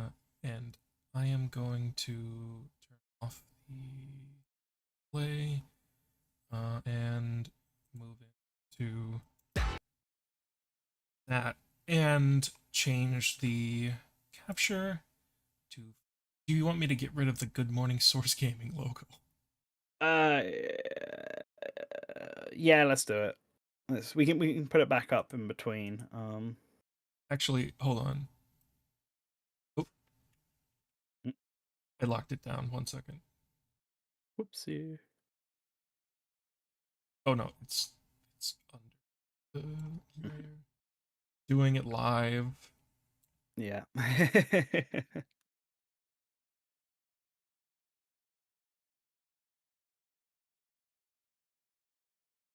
There we go. Okay. So I think there's like 13 games. Um, The that I sent you. video. I think it was. I think it's a 10. Is it 10? I think I might be I think I might be including Kirby and stuff in it. That's why. Yeah, I think it's actually 10. 10. Okay. Yeah. All right. Uh, cool. You can hop on the screen share that I have. Oh, sick. Awesome. Yeah, let's do that then. I have to unmute and hear myself talking. No, Cool. Let's. yeah, you won't hear that. Yeah. All right. So the first game, we'll watch trailer and then I'll talk about it.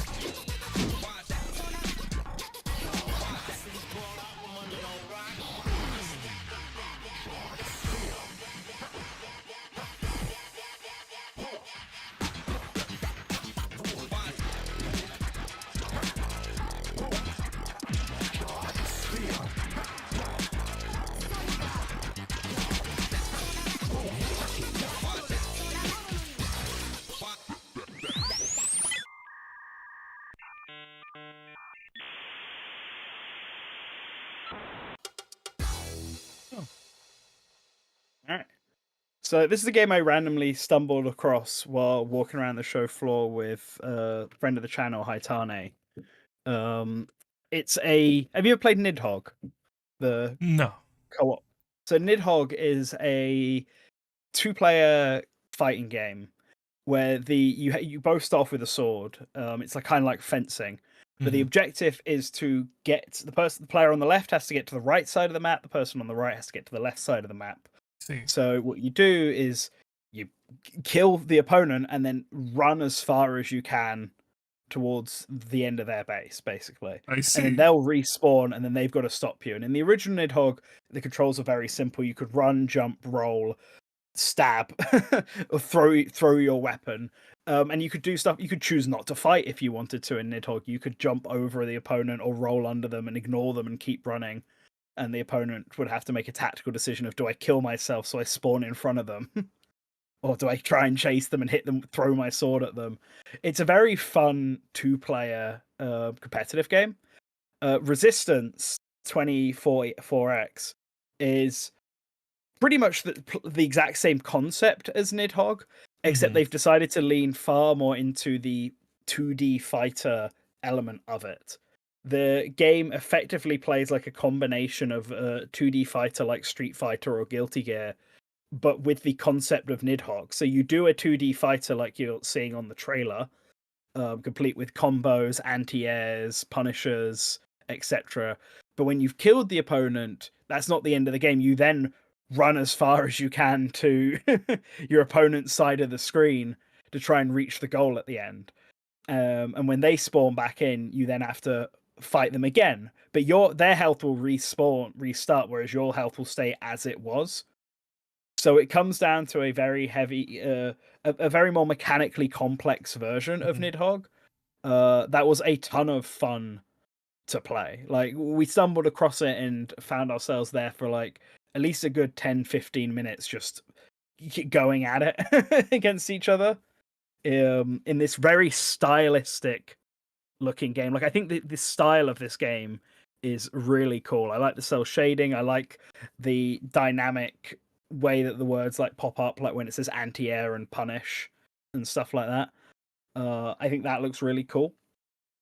The cell shading is cool. The character design is neat. There's just it's if you like fighting games and if you like competitive games, I think this is like a really solid one to keep an eye out for. It's always a good time having quick fire competitive games. I don't know if you ever played like Dive Kick, Slink. No, I have not played Dive Kick. I've not played a lot of video games. Fair. Dive Kick's another 2D fighter where the whole gimmick of that game is that you can only dive and kick. Uh, So that's the only move every character can do, but every character has their own different way of doing it, moving at different angles, etc. And in that game, everyone has 1 health, so as soon as you dive kick them, you win. But okay. it's a very, very fun competitive fighting game that's very fast and easy to play at like events or at parties and stuff like that. And I feel like this falls into that category. I think there could be some really hype matches in the fighting game community. Could be a very fun small bracket at Evo sometime when it comes out. Wonder if the logo having a similar design to Knockout City was intentional. I don't know. I doubt it because a Knockout City is a very different type of game, and these aren't the same devs, definitely. Hmm. But it's it's a very stylish game, and so it's the thought I'd start on it. All these stuff are stuff I did write about for Source Gaming on the website, just as an FYI. But I'm not Yeah. talking about all of the games I wrote about. I'm just talking about the highlights for me. So if anyone's interested in more games or getting a bit, I'm also sort of just doing my descriptions of these off the cuff. So if you wanted something that's a bit more well written, then also read the articles. Uh, yeah, it is same color, same perspective. Maybe it is. I don't know. It could be inspired by Knockout City. Could also be the same Right. graphic designer. I don't know. It could be. That's true. But yeah, okay. That's the first game I wanted Okay. to talk about. So we can go on to the second Check one. the next game. Oop, oop. No. Oh no, the one before this. Sorry. It made me click the next button when I was just trying to unmute it. Whoops.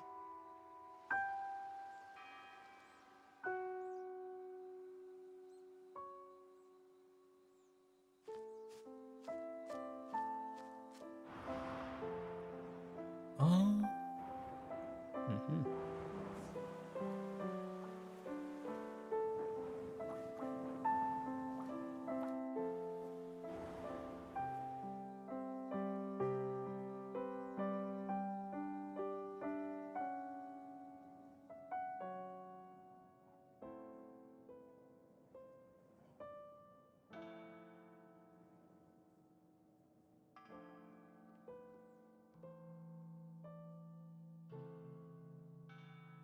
interesting.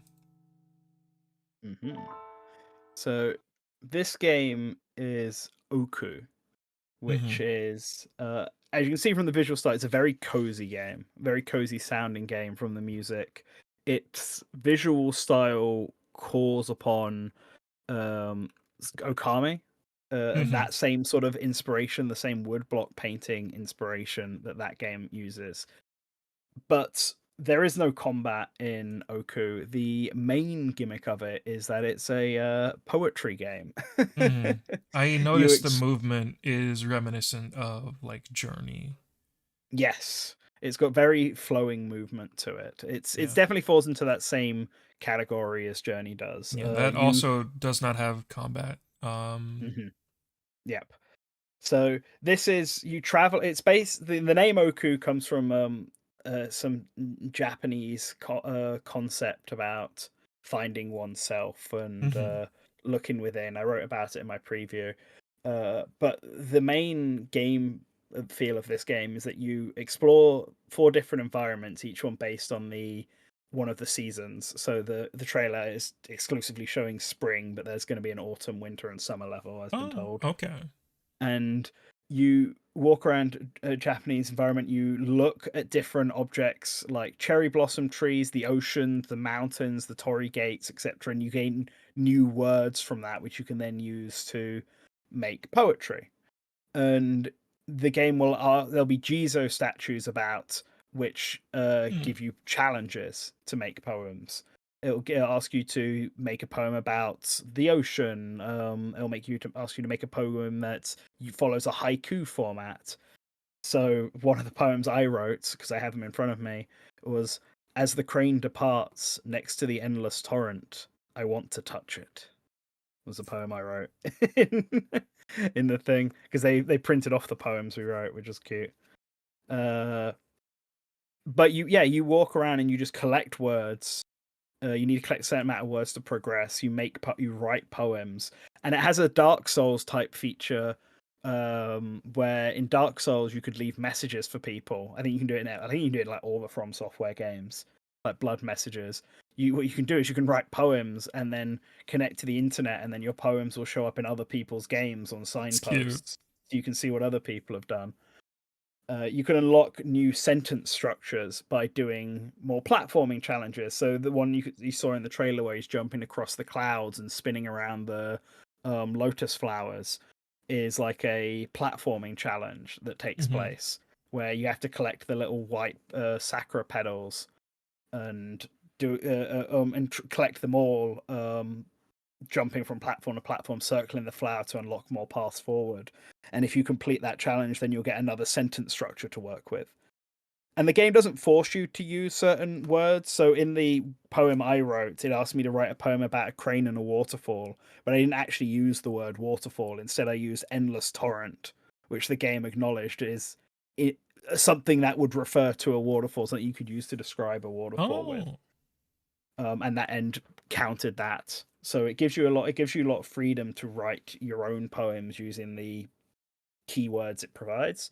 It was just a very nice, wholesome, cozy game to play. I really like the art style. I was already a big fan of the Phantom Chord, the ukiyo-e style, and I think similar to Journey or Sword of Sea, which just came out. I think this is just one of those games to sit down and vibe in and see the world and skate along the water and just relax. Very different from the last game that I just talked about, which is far more high octane I action. love poetry, so this is like this is an interesting game for me. I'll have to keep it in mind.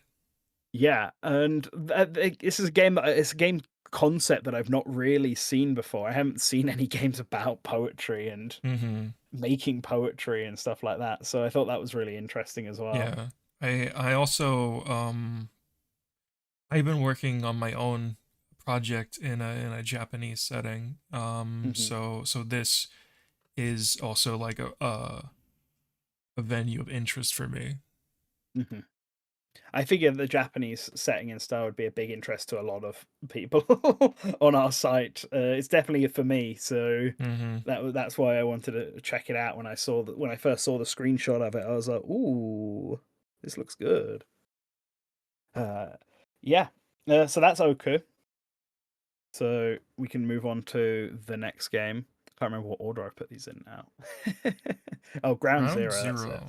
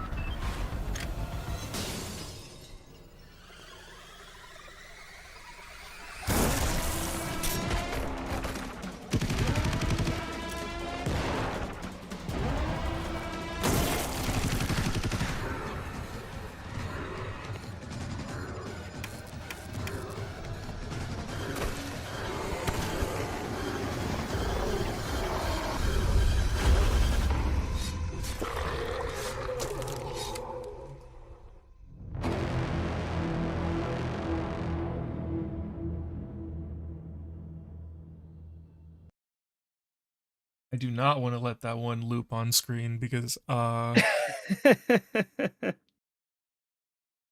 yeah, You don't want that one to loop.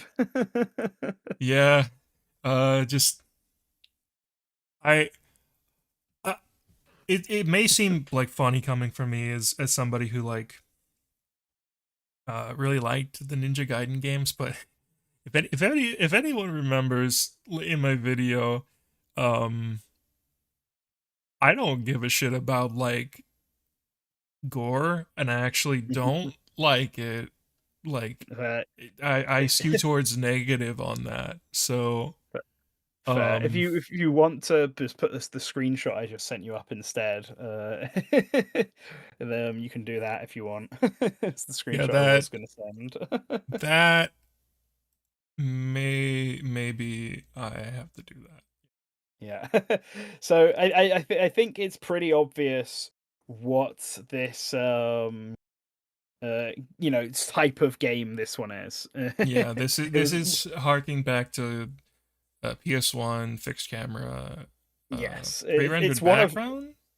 yes, it I'm is not sure if they're pre-rendered okay, background. they're pre-rendered, okay. This one is it's one of two Resident Evil inspired game PS1 PS2 era games I played at Gamescom, but this one's definitely further along and was my preferred of the two. Mhm. It's so Ground Zero. It's about a meteor falling in South Korea, that causes all communication to die off, and this special agent team gets sent in to investigate. You got the main girl. I can't remember what her name is. She is South Korean. Um, she's voiced by a South Korean actress. Let me see. She'll she speaks in both English and South Korean in the game. Her partner's American. He's actually voiced by a character from Resident Evil 3. I cannot remember which character though. Does not give any Yeah. description in the IGN video. So Hmm. But what I really liked about this game is not only did they really capture the fixed camera Resident Evil style, it's also not like just a copy paste thing. It feels like an iteration, next step iteration on what that style would be. Like if the Resi series hadn't moved from what Code Veronica was doing, and moved into Resi 4, right? This feels like what the next actual step would have been for the game, for that series. well, It feels more like it feels better than Code Veronica as well. I'd actually say this is it probably more did like a it sequel to did Resi 3 even. it did move on from Code Veronica because after that was Resident Evil remake and Resident Evil That's Zero. true. There is Resident Evil remake in Zero. Okay, after Zero Yeah, it instead. looks like this has more dynamic camera angles for Mhm. certain sections. So that's, Yes. I guess, closer to Code Veronica in that sense. Because It's also it lets you have Zero both. and Remake were very static. Yeah, it lets you have both tank controls and modern controls as well Yeah, for people who like both styles of that. that's been a thing since they re-released Resident Evil Remake. There's Mhm. always the option. Yeah. Um, but one of the things I really liked in this game, one of the features is there's a really big emphasis on clean kills, perfect kills. So every time you get a kill, every time you kill something in this game, you get points for it. You have to scan you have to scan the body afterwards, and you get points. And depending on how clean of the kill it was, will affect how many points you get and what your ranking is for that encounter. Hmm. So if you get a pistol and you manage to pull off a headshot, and it's like an instant clean kill, you can get a lot of points for it. If you do the thing that you saw at the end of the trailer where she like it went into like a dynamic kill where a little blade came out the bottom of her shoe and she like Yeah, I see stepped on the that. enemy. Saw That's that. like if you down an enemy, Hmm. then you can do that and get a clean kill that way. Or alternatively, if you pull out your shotgun and you blast like a group of enemies, you might deal with them faster, but the bodies are so messed up and stuff from the encounter that that you don't get any points for it, or you get very little points. And these points matter a lot because you don't you can find some healing items and some ammo around, but what you want to do with these points is there are shops throughout the game that you can spend these points on to get ammo, to get healing items and stuff like that.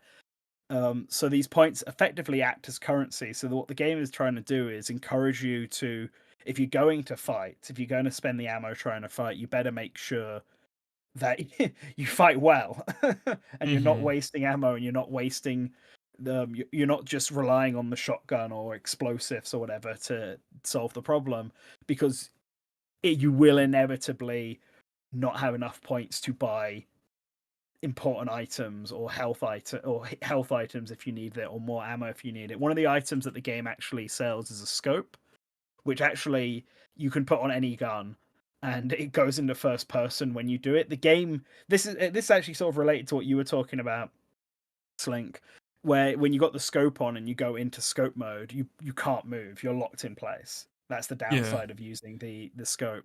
It goes into a first person mode, so you can shoot, you aim for the Oh. headshot better, but you can't move while in Yeah. that.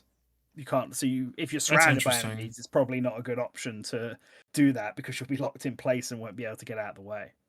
Yeah, they're Um, sorry, you were going to say?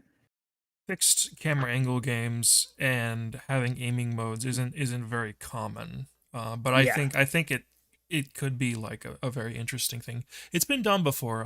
Killer 7 did that, and that game is pretty good. yeah. I think the way they've done this from a programming standpoint is that, I think even though it's using pre-rendered graphics and fixed camera angles, I think they made every environment in 3D using Yeah, like that makes invisible sense. blocks that show up when you do the scope. Yeah. And then they put the pre-rendered image over the top of it. Uh, Yeah, that makes but sense. I quite liked its very much a homage to that era of survival horror games, but the gameplay feel was super nice, and the emphasis on clean kills sort of made every encounter a bit more important. Like, I had to really think about, all right, I need to back up, I need to aim properly. If I'm going to fight this guy, I need to make sure I try and get as clean a headshot as possible, or try and down them so I can get a stronger kill on them, so I can get as many points as possible from it, rather than just relying on like a shotgun or a machine gun or blasting my way through that way. And as you saw in the trailer, there's also like big enemy encounters. This game's obviously got a bit of Dino Crisis in it as well, as there's that big T-Rex fight. Contextualizing the story, whatever sort of meat parasite thing is causing the zombie stuff to happen is, it can attach itself onto anything that was living, basically. So it's attaching itself onto like dinosaur bones and pulling them together and makes a massive dinosaur monster. Yeah. So they've called upon more than just Resident Evil from the survival horror era, Yeah. and getting a bit of Um Dino Crisis in there. so Um, I checked out the Steam page for this game looking for mhm. a story summary for like the Yeah. names because well, it says doesn't give names. It just says an elite Korean operative and her Canadian partner. Okay. Yeah. Yeah. I'm trying to remember. I don't think I did write down what their names are. I just wrote down that it's set in South Korea. Yeah, it's fair enough. It specifies Busan, Yeah. if Yes, I'm saying that it correctly. is Busan. Yes. I asked them this. I was like, "Is it a fictional South Korean town or something?" They're like, "No, this is a you're traveling from the coast to Busan." Mm-hmm. Okay. And it's not exact, like, 1-to-1 of what the Yeah. actual thing is, but it's set on a real Reminiscent. place in South Korea. Yeah. Yeah. And the game has, rather than picking two characters from the start of the game, the way it's been described to me is that you start with both characters split off at the start, and you play as her for the beginning part, and then when you meet back up with your partner again, then there'll be parts where you get to play as him and So you it's see like what he did Resident at the Evil same 3. time. Yes, I guess it's yeah, I guess it is like Resident Evil 3. Yeah. That's the one classic Resi game I actually haven't played. Which, given that's the one he also asked me, "Have you played Resident Evil 3?" I'm imagining that that's probably the one he's most inspired by Mm-hmm. for this. especially because the Canadian guy, like I said, is voiced by a character from Resi 3. I I don't think wouldn't it's be surprised. Carlos. It's someone else's. It's a I different male wouldn't be character. surprised if it is Carlos. I don't think it was Carlos. I think it's name began with a B. Cannot remember who. I don't know my Resi 3 characters though, so I could not tell you exactly who it was. Maybe Brad Vickers. Is that a Resi 3 character? That's a Resident Evil 1 character. Do they It says he's appear in Resident Evil 3 Nemesis as well. Yeah, I suppose they are also in that one. Okay. I think it's that character. That name rings a bell anyway. Yeah, so I like classic Resi games, and I really enjoyed how this one felt. So I'm looking forward to it, and I wanted to bring attention to it. Main character's name Seoyeon. Neon. If I'm saying that right, I don't. Apologies if I'm not. Brad is in RE3. Oh yeah, he dies at the beginning. Okay. But yeah, if you like classic Resident Evil games, or survival horror games of that era of that style, then this is definitely the next big one to keep an eye out for, in my opinion. Okay. Okay. Next up. All right, let me put this on screen. Yes, the display. This is going to be the longest trailer. Okay. Probably the most AAA game of the trailers. Holy shit. Bandai Namco. Make Super Smash Brothers.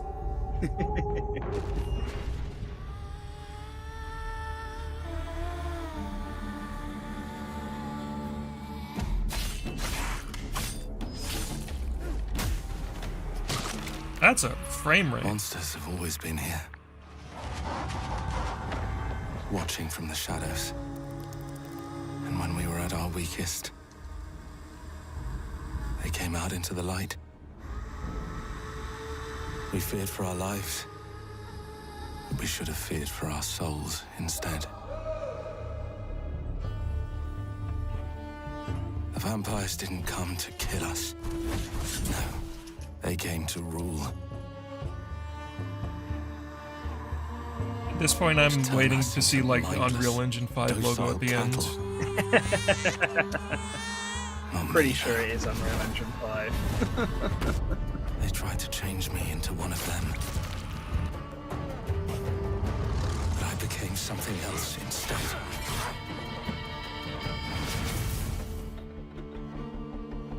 Their worst nightmare.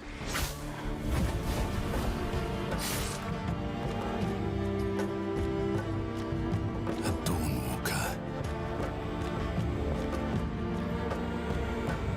Trapped between the two worlds. Fighting to even the score. Fighting to understand the evil behind it all. He is out there, watching, seeping into you, growing.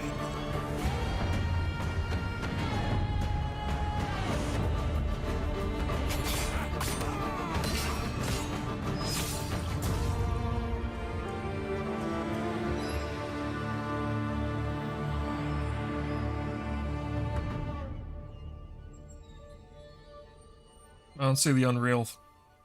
It's not on Unreal.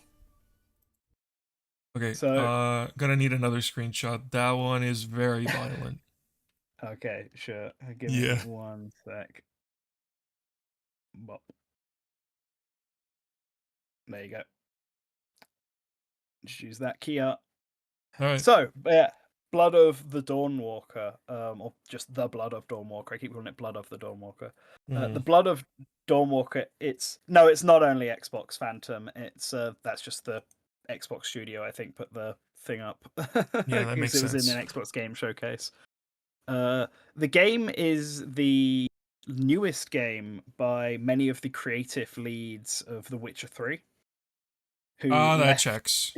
Who left CD Projekt Red and formed a new studio called Rebel Wolves. And it's being published by Bandai Namco, as you saw from the logo. And the game is really cool, actually. So yeah, it looks very Witcher-esque, and it gameplay wise, it also looks very Witcher-esque from what I played. But the main gimmick of this game is that you have 30 in-game days to complete it. Your family are taken by vampires. I think that's the setup. And you've got 30 days to find to rescue them. And you are part vampire yourself. They tried to turn you into a full vampire, it didn't work, and you became something known as a Dawnwalker. So what a Dawnwalker is that in the day, you're a regular human. You fight using swords, you can use magic spells, you can walk around, you can talk to NPCs, guards they won't harass you or anything, they just think you're a regular person. But when nighttime hits, you turn into a vampire. And when you're a vampire, you can't use magic anymore, but you can instead use more vampiric stuff like sucking people's blood and hypnotizing people, I think, and some other skills. But you can also do more movement options. So as a vampire, you can teleport and you can jump from building to building, and you can walk up walls, Dio style from JoJo's Bizarre Adventure. And you can just do all this more vampiric stuff, but people will run from you. Guards will attack you on sight because they see you as more of a villain. But you've got a bit more resilience. You can fight barehanded with your claws. You don't have to use a weapon if you don't want to when you're a vampire. But you're weaker to stuff like silver weapons and stuff like that as a vampire. So there are two. They play quite similar, but there are two different styles of gameplay with a vampire or a human. And the way this works, the way this sort of affects things in universe, the thing that I think makes this game really interesting is that the game is very open in that there's no set mission that takes place at like any set time. So in the demo I had, they showed us the same mission taking place at both night and day. So the mission was to get into a crypt. You're looking for a silver sword, which can be used to kill the which can be more effective against vampires.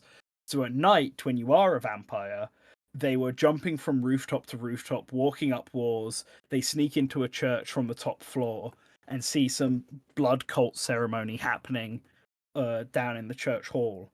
Eavesdrop on that, learn secrets about what the person is. I think you can go down and challenge them, but they're meant to be a very powerful vampire, and you will get your ass kicked most likely if you attempt to do that. So you can sneak and eavesdrop on their conversation. You find out that there's a book in a library that has information you need. So he leaves the cathedral, fights the guards around the library, sneaks into the library through the top window, reads the book, discovers the location of the crypt, goes to the crypt. In the daytime version of this, because you can't run up walls and teleport and stuff, you can't climb up buildings and all that. So instead, they go into the church, listen to the ceremony during the day, speak to someone who works at the church, and is asked to get permission to get into the library through the front door as long as they go and do a side quest for them, go check up on this guy who hasn't come into work for a few days. So you go and do some investigation stuff. You talk to a few locals. You choose to interrogate a guy or give him or bribe him to get a bit of information. You find out about this room at the back of this homeless shelter where they were keeping sick people, and you follow the path down there and discover like this half vampire monster in the basement who's killing people. So you have a fight with him. You then use magic to bring a corpse back to life, so you can interrogate the corpse effectively to find out information. So you're using magic that you couldn't use if you were a vampire. And you do all of this to complete the side quest, and that gets you access to the library so you can get the same book that they got at night. So it's the same quest, but the way you approach it is drastically different because the day and night cycle changes up how you as the player can actually, what options and abilities you've got available and how you control the character. And every single quest in the game is like this. The player is given the freedom over the 30 days to explore the world and figure out the story beats and get the hit clue, I guess the clues to complete the main quest of saving your family in whatever order you want, in whatever time you want. And it does this all without feeling like it's going to be really stressful, because I know timed games like Majora's Mask can be quite stressful to some players, where there's a ticking clock the whole time over you. So the way time works in this is there are key story related, not necessarily story related, yeah. So there's key actions you can do that will automatically fast forward time. I see. So so for the book, for example, when you find the book, you can choose to, like, do I read the book? If you say yes, that will take some of your time away, because he'll sit down, he'll read through the whole book, and that takes up time. But if you're interrogating someone, you might have the option to, like, listen to their story or not. And if you listen to their story, it'll take longer. But if you choose not to, then it won't, and you can go and do something else instead, and maybe find something that will take less time up. There'll always be an hourglass indicator over specific actions that will cause time to pass. So if you wanted to, say, go out into the wilderness and fight bandits and look for better weapons and do typical RPG stuff where you ignore the important storyline to bum about in the overworld, you can do that without worrying about the clock ticking down, because the clock won't move unless you do an action that triggers the clock to move, basically. So it has all that freedom that an RPG like this style enjoys, while also having a really neat day and night cycle that affects how you play rather than the actual story events that are happening, I guess. And it made me wonder, like, stuff like, if I have the omnipotence of, now that I've played this demo, to know that the book is in the library immediately, or to know that the monster is in the basement immediately, could I skip out some of this time stuff by not talking to the guy and passing time, but going straight to where the boss encounter is? Like, the whole point of this demo is that they're looking for where the crypt's location is. I know where the crypt's location is now, thanks to having done this. So can I skip over the entire quest and save myself time by omnipotently going to where the destination is? And it makes me really fascinated about how they're going to approach things like that, or if they're going to allow things like that. Because in speedruns for this game, we might see, like, beat it in 3 in-game days speedruns. Where someone goes to every key location. Kind of reminds me of Fallout 3, where you're trying to find your dad, but if you know where he is right from the start, you can just immediately go there and skip out like the first third of the game. It's cool. I went into it not knowing anything about this game, and I was quite impressed with what they had shown off. And I'm not someone who's actually played The Witcher or any CD Projekt Red game for that matter.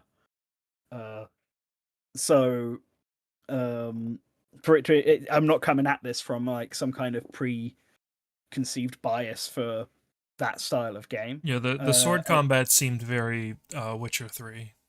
Yeah, I'd say that tracks from what I've seen of Witcher 3.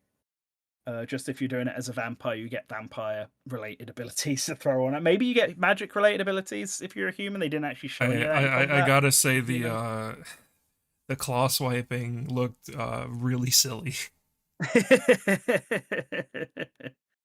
Vampire movements, man. Vampire moves.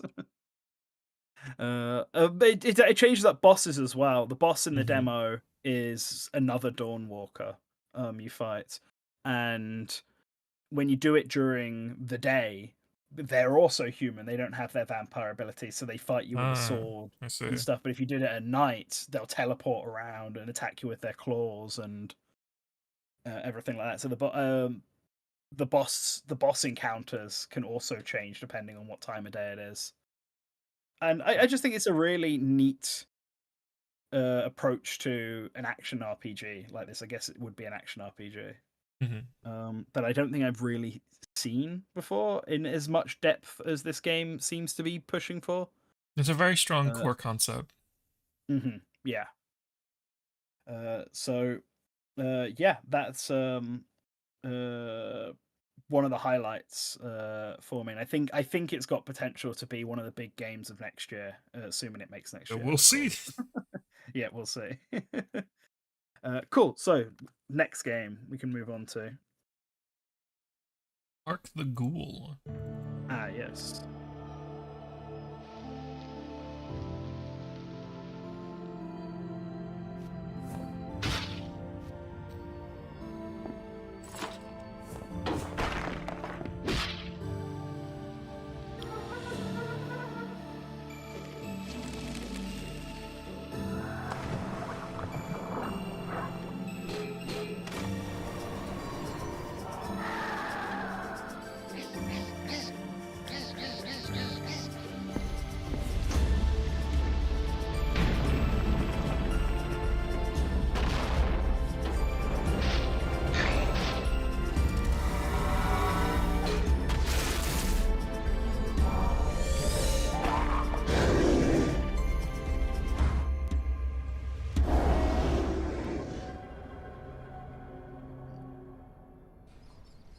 Holy shit. eFootball X Yu-Gi-Oh! uh, Oh, I so forgot to turn it back to full screen on the stream. My apologies, everyone. whoops. You'll see it full screen now. Mm-hmm. So yeah, Hark the Ghoul is I guess a first person Souls like RPG game. It's very Bloodborne inspired. Souls-like? Yeah, it's very it's described quite a lot as a Souls like. I think they describe it as a Souls like even on their Steam page, unless I'm getting it mixed up with something else. I'd have to check what I myself called it in my preview. Give me a sec. Make sure I'm actually. Me, Hark the Ghoul. Oh no, I think I didn't mean it as a Souls like. Sorry, but it does embrace It's got the Bloodborne aesthetic. It doesn't aesthetic. Yeah. seem like a No, Souls-like in gameplay from what I I'm think I got seeing. it. I think I got it mixed up with a different game that is a Souls like that I also played. Yeah, this seems more Silent Hill inspired, I suppose. So I think of this like it's like a classical PC RPG. Kingsfield It's as well, yeah. yeah, it's it's a first person RPG, a PC style RPG, very D&D inspired. You don't pick a Actually, character at like the start. You it is like way more skewed towards Kingsfield. I just went for Silent Hill first because of the way the graphics look. Mhm, This is very Kingsfield. mhm. So the thing I appreciated a lot with this game is kind of similar to Blood of Dawnwalker, is the freedom that the game provides you as a player. Mm-hmm. So when you start the game, you're given you don't pick a class or anything. You pick like a backstory, kind of Okay. D&D esque, and that gives you certain quirks and the way dialogue is handled. Like people will treat you differently depending on what your backstory is. One of the ones that you can get is there are some NPCs who speak in an old language, and you can find a book in universe to help translate that language or a magic spell. But if you pick there's a one specific backstory you can pick that gives you that ability to understand that old language from the start, which can obviously change your approach to things. But the way I learnt this firsthand was I was walking around. I got a side quest. There's no map or anything. The side quest doesn't appear on any kind of map or guide you to any location. He just sort of described where he was like, "Oh, I need you to go get this from my old shop. You can find it down this road, second door from the end," kind of deal. And it was up to me whether or not I wanted to go that way and find it. But what I ended up doing was there were NPCs that could have led me the path I needed to get to, because it was to get to this tower at the end. And the developers who were sitting with me told me like, oh yeah, you can either go talk to this NPC and go down this path. There's a wall you can like break and go down this path, or a well you can jump down to get to this water section. Or like you might find an alternative path down. And I saw this pipe sticking out the wall, and I was like, can I jump to the pipe? And so I did. I jumped off the bridge, landed on the pipe, and they were like, "Oh, you're not going to make it anywhere from here." But I did. I managed to climb down half the cliff face and get into the sewer system from an alternative route. And the way the skill tree works in this game is that it's like a literal skill tree at this game's equivalent of the Dark Souls campfire, that you can put skills onto. And I randomly decided to give myself the ability to breathe underwater. So when I fell into the water-filled sewers, I was uninhibited by that, and so managed to get around that section pretty quickly. The way combat works is on your right hand, you've got physical attacks, and on your left hand, you've got ranged attacks, and you can also pull off magic. And so with magic spells, one of the things I did was I kicked a box off of a cliff and froze it midair with a magic spell, kind of almost like, Breath of the Wild or Tis the Kingdom's freeze ability. Like I froze a block in midair, which in the right position for a fan that was spinning to get stuck, so that I could use it to get myself down without getting injured.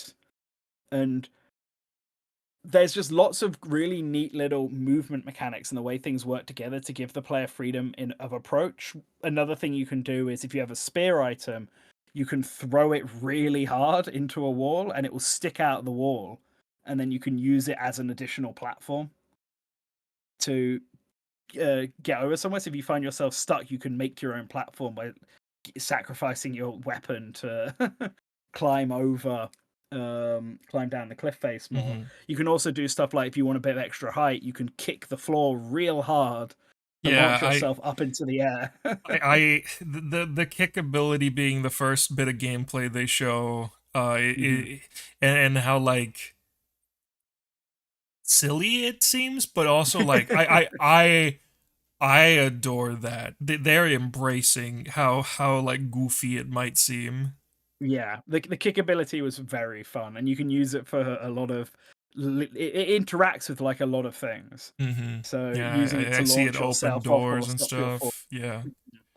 And so I like managed to make my way in this brief demo I had. I managed to make my way to an area that they hadn't yet revealed, and they asked me not to share.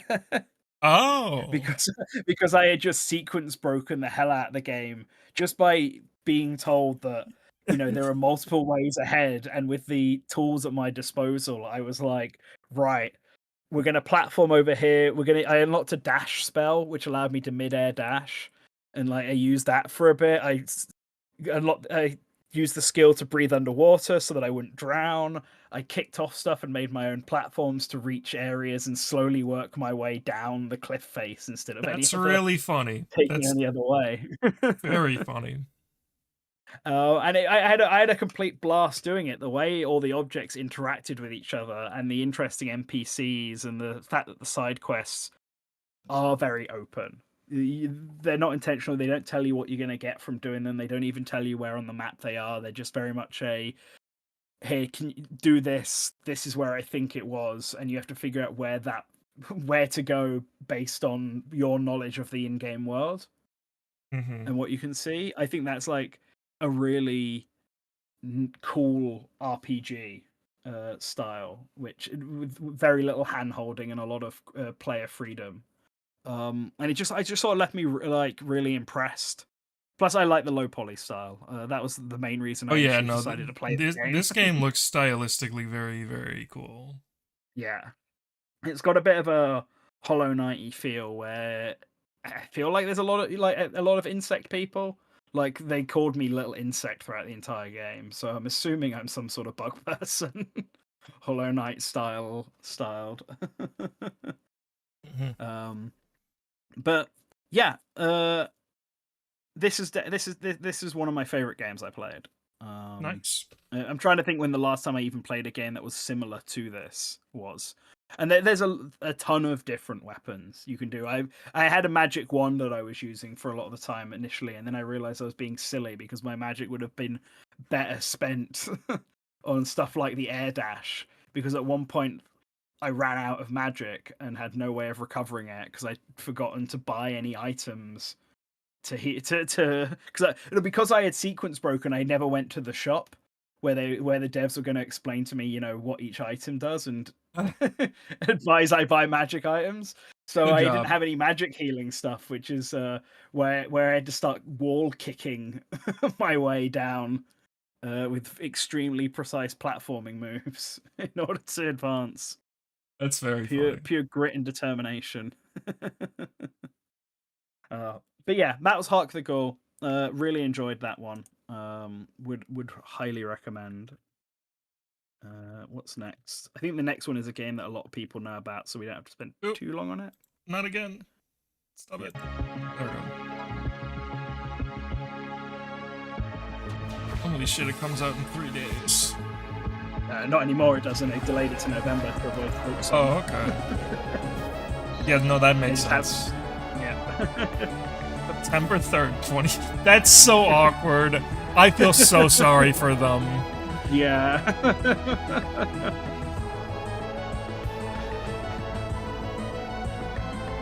This game's been delayed so many times already.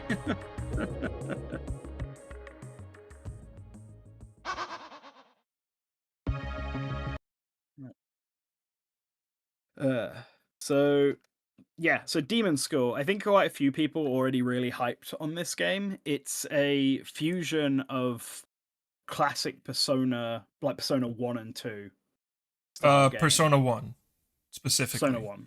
Persona 2 has like a isometric viewpoint, but it doesn't have the party positioning. Everything is automatic in that game.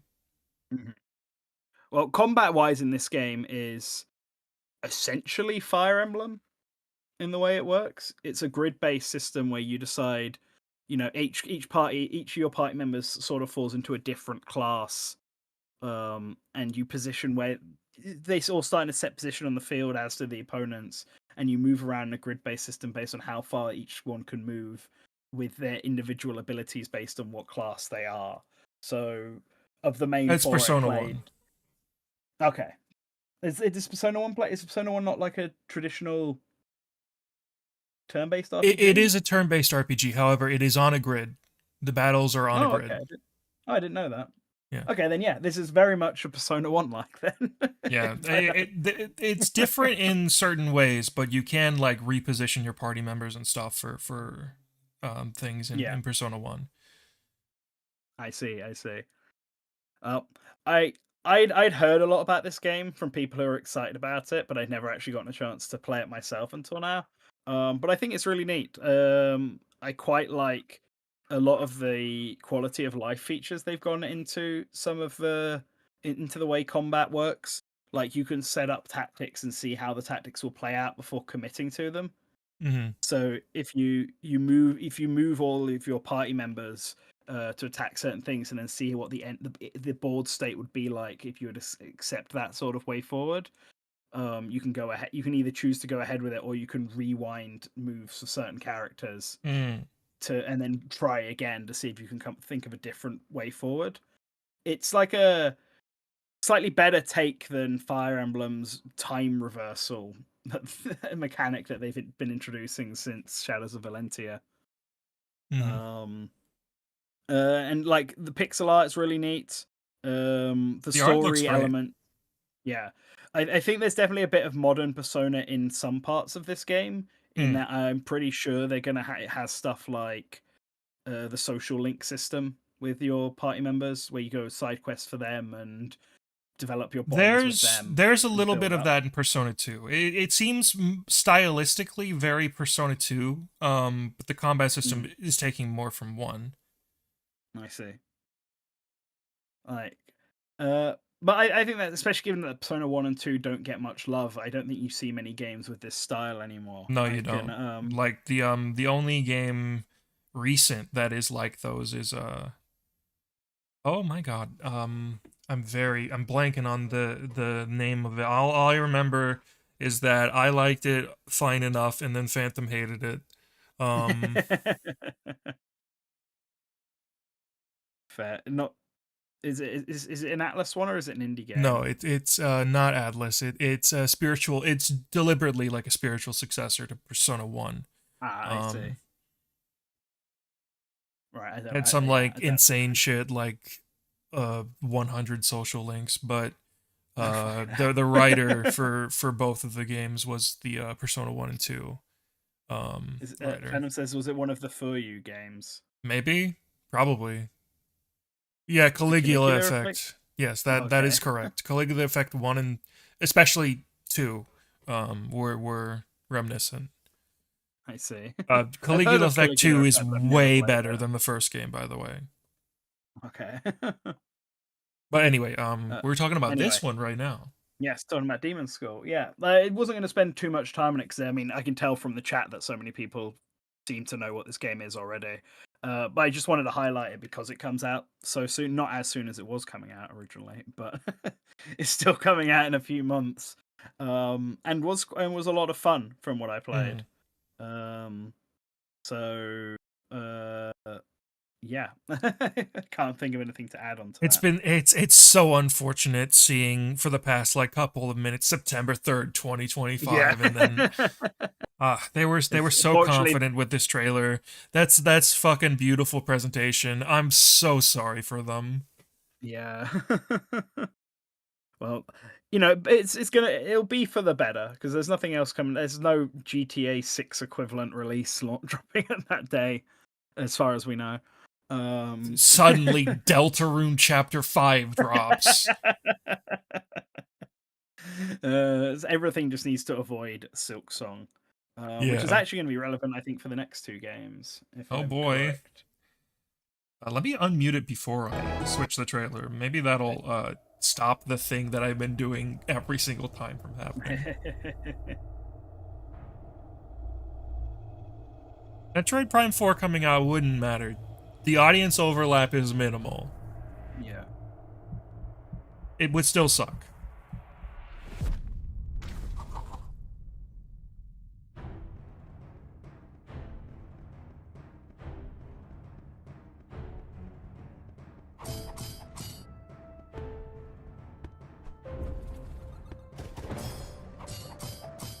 Oh. Very Zelda 2. It is very Zelda 2. I'm glad you noticed that.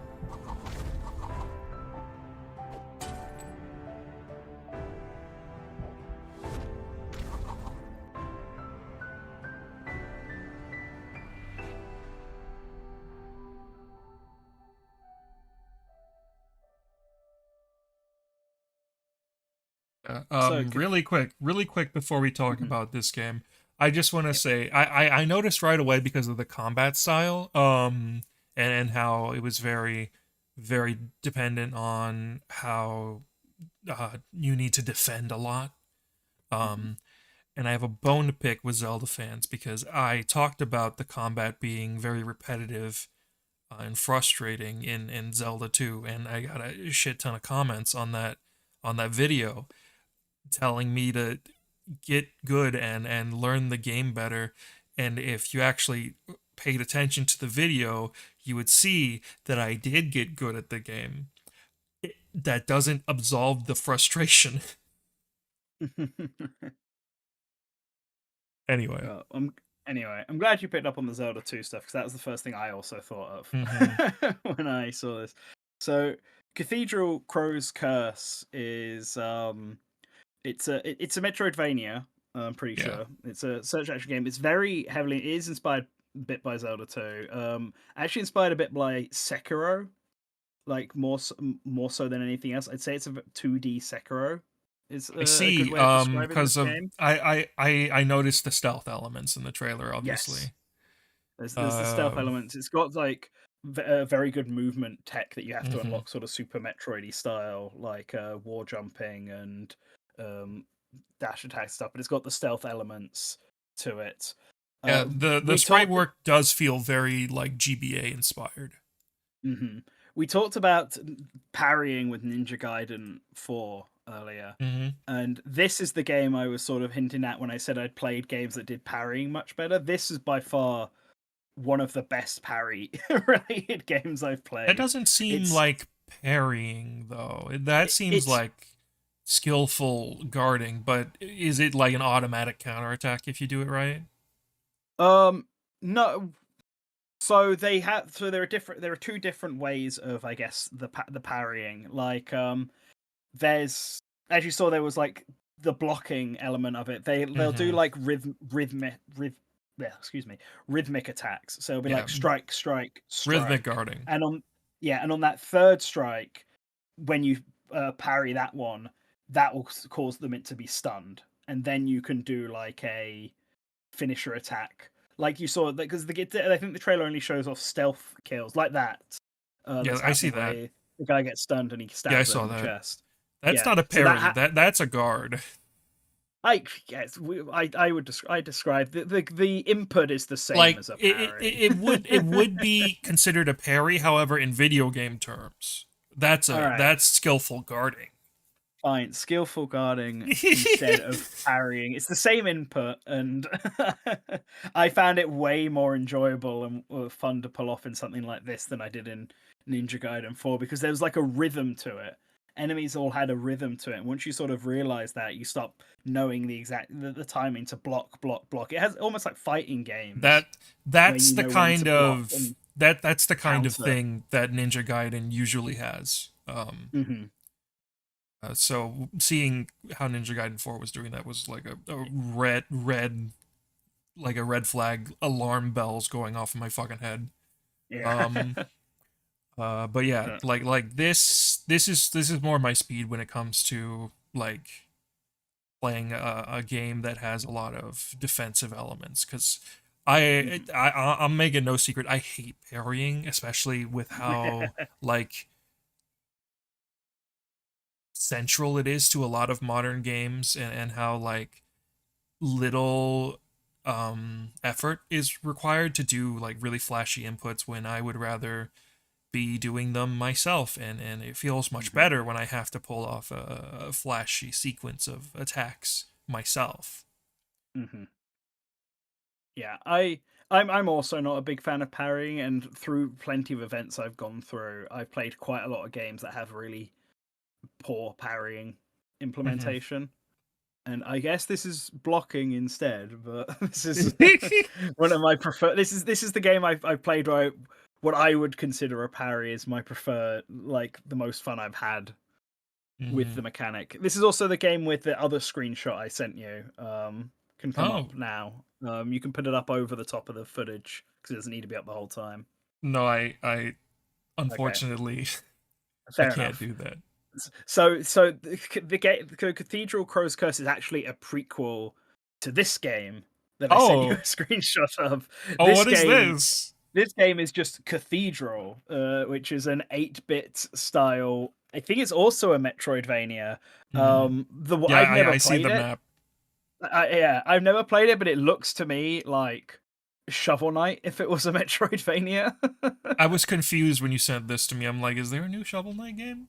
It very So this is reminiscent of that aesthetically. yeah. So Crow's Curse is a prequel. The crow apparently shows up in this game as Hmm. an NPC I that you see. you have one of the major side quests with. That's Um, interesting.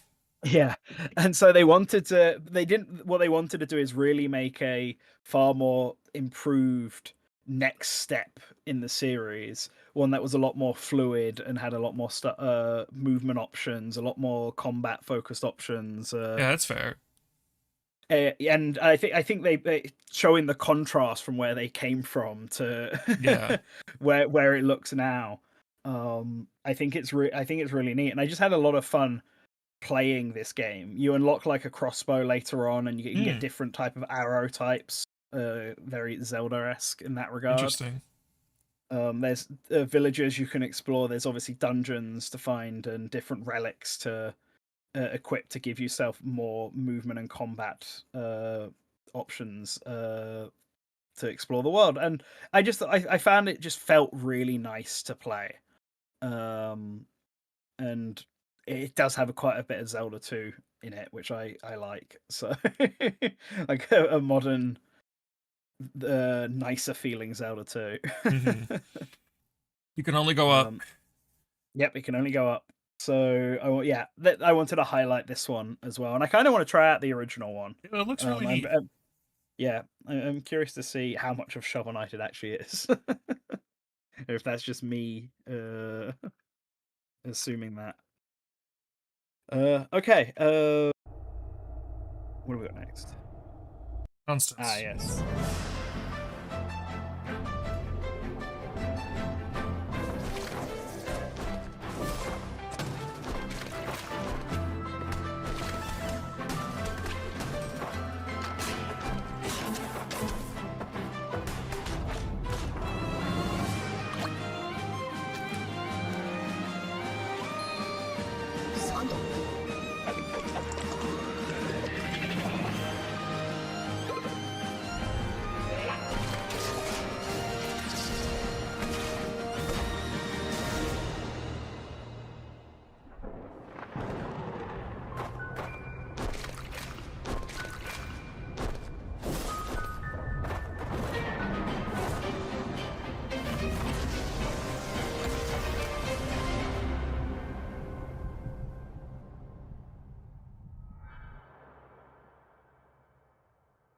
Constance does have a release date now.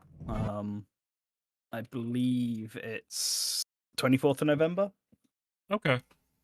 So it's a shame that Silk Song is coming out this year for this game, because I would say Constance is just as good as Hollow Knight is Hmm. as a Metroidvania. I'd seen this game before, and I had a lot of when I finally got to play it, I had a ton of fun just messing around and all the movement options, and the difficulty is like quite it's I wouldn't say it's like, obnoxiously difficult like Ninja Gaiden 4 was. I'd say the difficulty is quite right for something like this. And it has some good punishing mechanics to it, where if you die, you can choose to go back to a save point, or you can restart from the room but with less health than you would have had before. Like, it takes away like a quarter of your health until you find a save point again, and then you can gain that back. The main thing I'd say this differentiates itself from Hollow Knight is it's very resource management based. You have an ink bar that's a paint bar that you use for special attacks and for movement options and stuff like this. And every action you do will use up a bit of that paint. And if you hit down to 0, then your hair turns black and you get like a temporary sort of curse put on you, where you'll take a bit more damage and can't pull off any of the extra abilities. So you have to try and not spam things and properly manage your I guess it's like magic intake almost from a magic output in some other games, or stamina, or maybe is a better way. Uh, so there's a bit more thought that goes into it than I think Hollow Knight has on its own, with its own system. I also quite like the worlds you explore. So many Metroidvanias nowadays have quite dark and dreary worlds to them. Hmm. It's something I noticed when I was playing through the Castlevania games recently, playing the DS ones. And Portrait of Ruin uses its portrait mechanic to take the player to places that aren't a vampire castle. Yeah. And so it gives you stuff like a circus and a town to explore, and all, and as like a boarding school and stuff. I quite like Constance's use of an arty world, a theme park in the clouds, a cyber neon area, this like nice garden observatory. Contrast something like Shovel Knight, where it's all cave systems and luminous cave systems, and a city in the dark underwater, because the whole thing takes place like underground. Yeah, these backgrounds look beautiful. Yeah, it's a very pretty game, and I think gameplay wise is just as good as what Hollow Knight had on offer. So I think if you're someone who likes that sort of games, at the moment, I think the way I'm positioning it is, by the time Silk Song's out and you've played through it all, like, this game won't be out yet. I guess by the time this game comes out, most people will have finally be done with Silk Song. So if they still have that itch for something Silk Song like, this is definitely a game to try out instead. Mhm. Like I'm looking forward to this a bit more than I am looking forward to Silksong personally. Hmm. I mean, I love Hollow Knight. I think Hollow Knight's a great game. I enjoyed what I played of Silksong, which I played years ago at this point. Apparently, the demo they had at Gamescom was the same demo they had back in 2019, which I I think is see. very funny. Um, but I'm looking forward to this one a bit more, mainly from an art style perspective. I quite like the way this game looks. Mhm. Uh, but yeah, I just wanted to highlight this game because I feel like it's one that might get lost in the Silksong tidal wave, Yeah, even though it's it's very coming out unfortunate. end of November instead of I beginning of hope it September. does So there's well. a good 2 months. It's It's very got clear that a lot of love is being put into this. A lot of yeah. genuine artistry. So Mhm. I hope it does well. Yeah, same. So everyone watching should wishlist it, along with the other games I've talked about. let's do what let's help it make it do well. Hmm. uh, cool. I think when how many? I think there might only be one more left. No, two more. The next one's very fast though. I Okay. think it's another one that I think a lot of people know. Phantom definitely knows.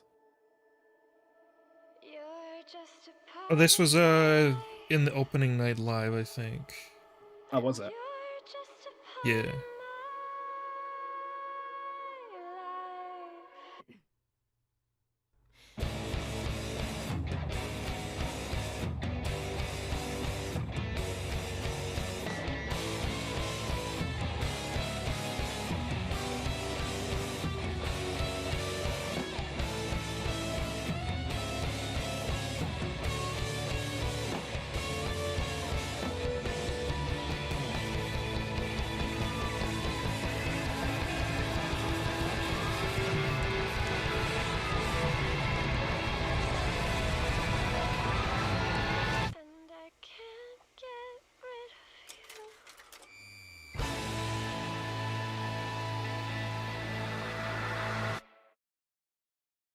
Yeah. Oh, I forgot to put on the loop. 1 second. No worries. There we go.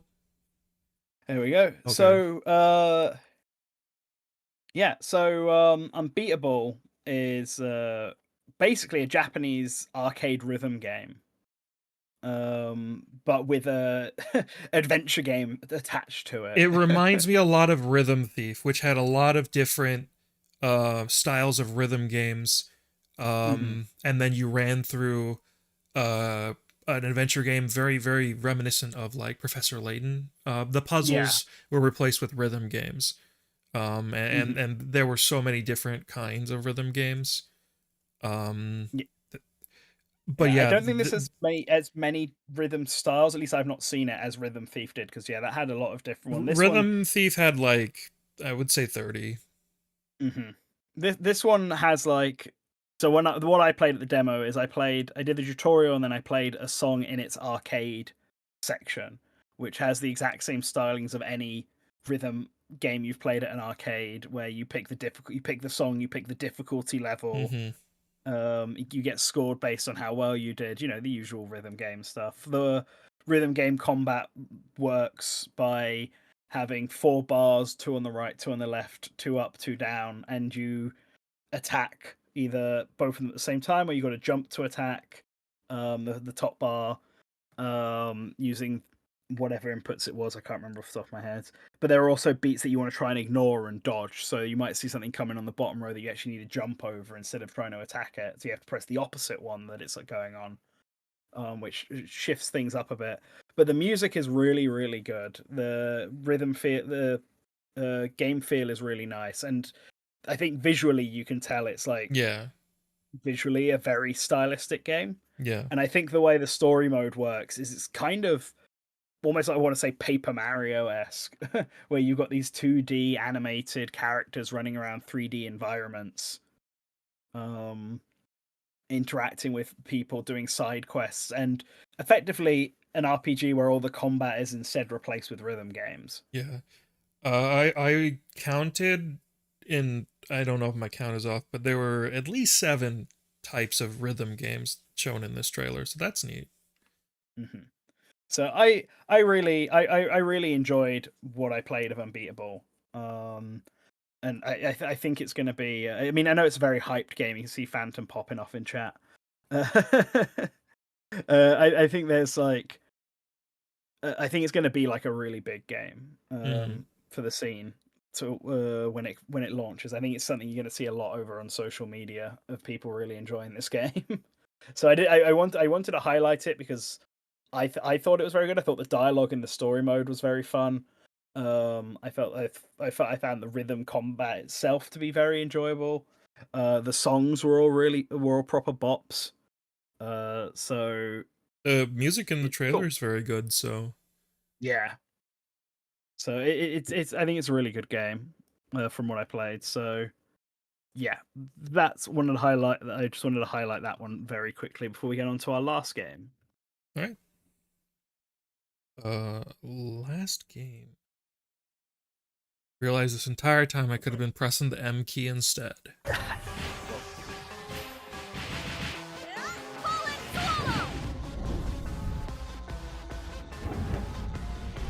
Now go. Remember to stay low. What's happening in there? I must focus. We shall not relent our I charge. do hope I think you that was enjoy also playing. opening night live. But I don't remember exactly. This feels familiar.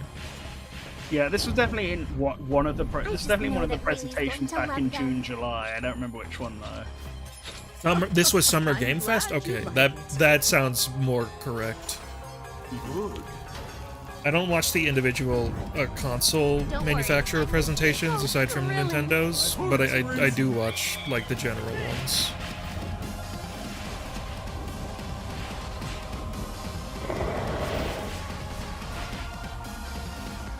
Okay. Yeah. So I wanted to highlight Toa because, as you said, it was announced in Summer Games Fest. And I think a lot of people wrote it off. And after having actually, like, as just being, it's kind of there. But after having played it, I feel kind of bad for the game almost because it comes out like in a couple weeks. Mm-hmm. And it's a lot of fun. And it's basically Hades, but with two characters instead of one character. Okay. You have a what are they called? It's like a Kagura and something else. A Kaguya and something else. Japanese terms, man. Let me quickly find what it's called. Yeah, so you got a Tsurugi and a Kagura. And the Tsurugi is the person up front, and the Kagura is the support character who goes in the behind. And depending on which, every character has their own form of whether they're a Kagura or a Tsurugi. They change up what their moveset is.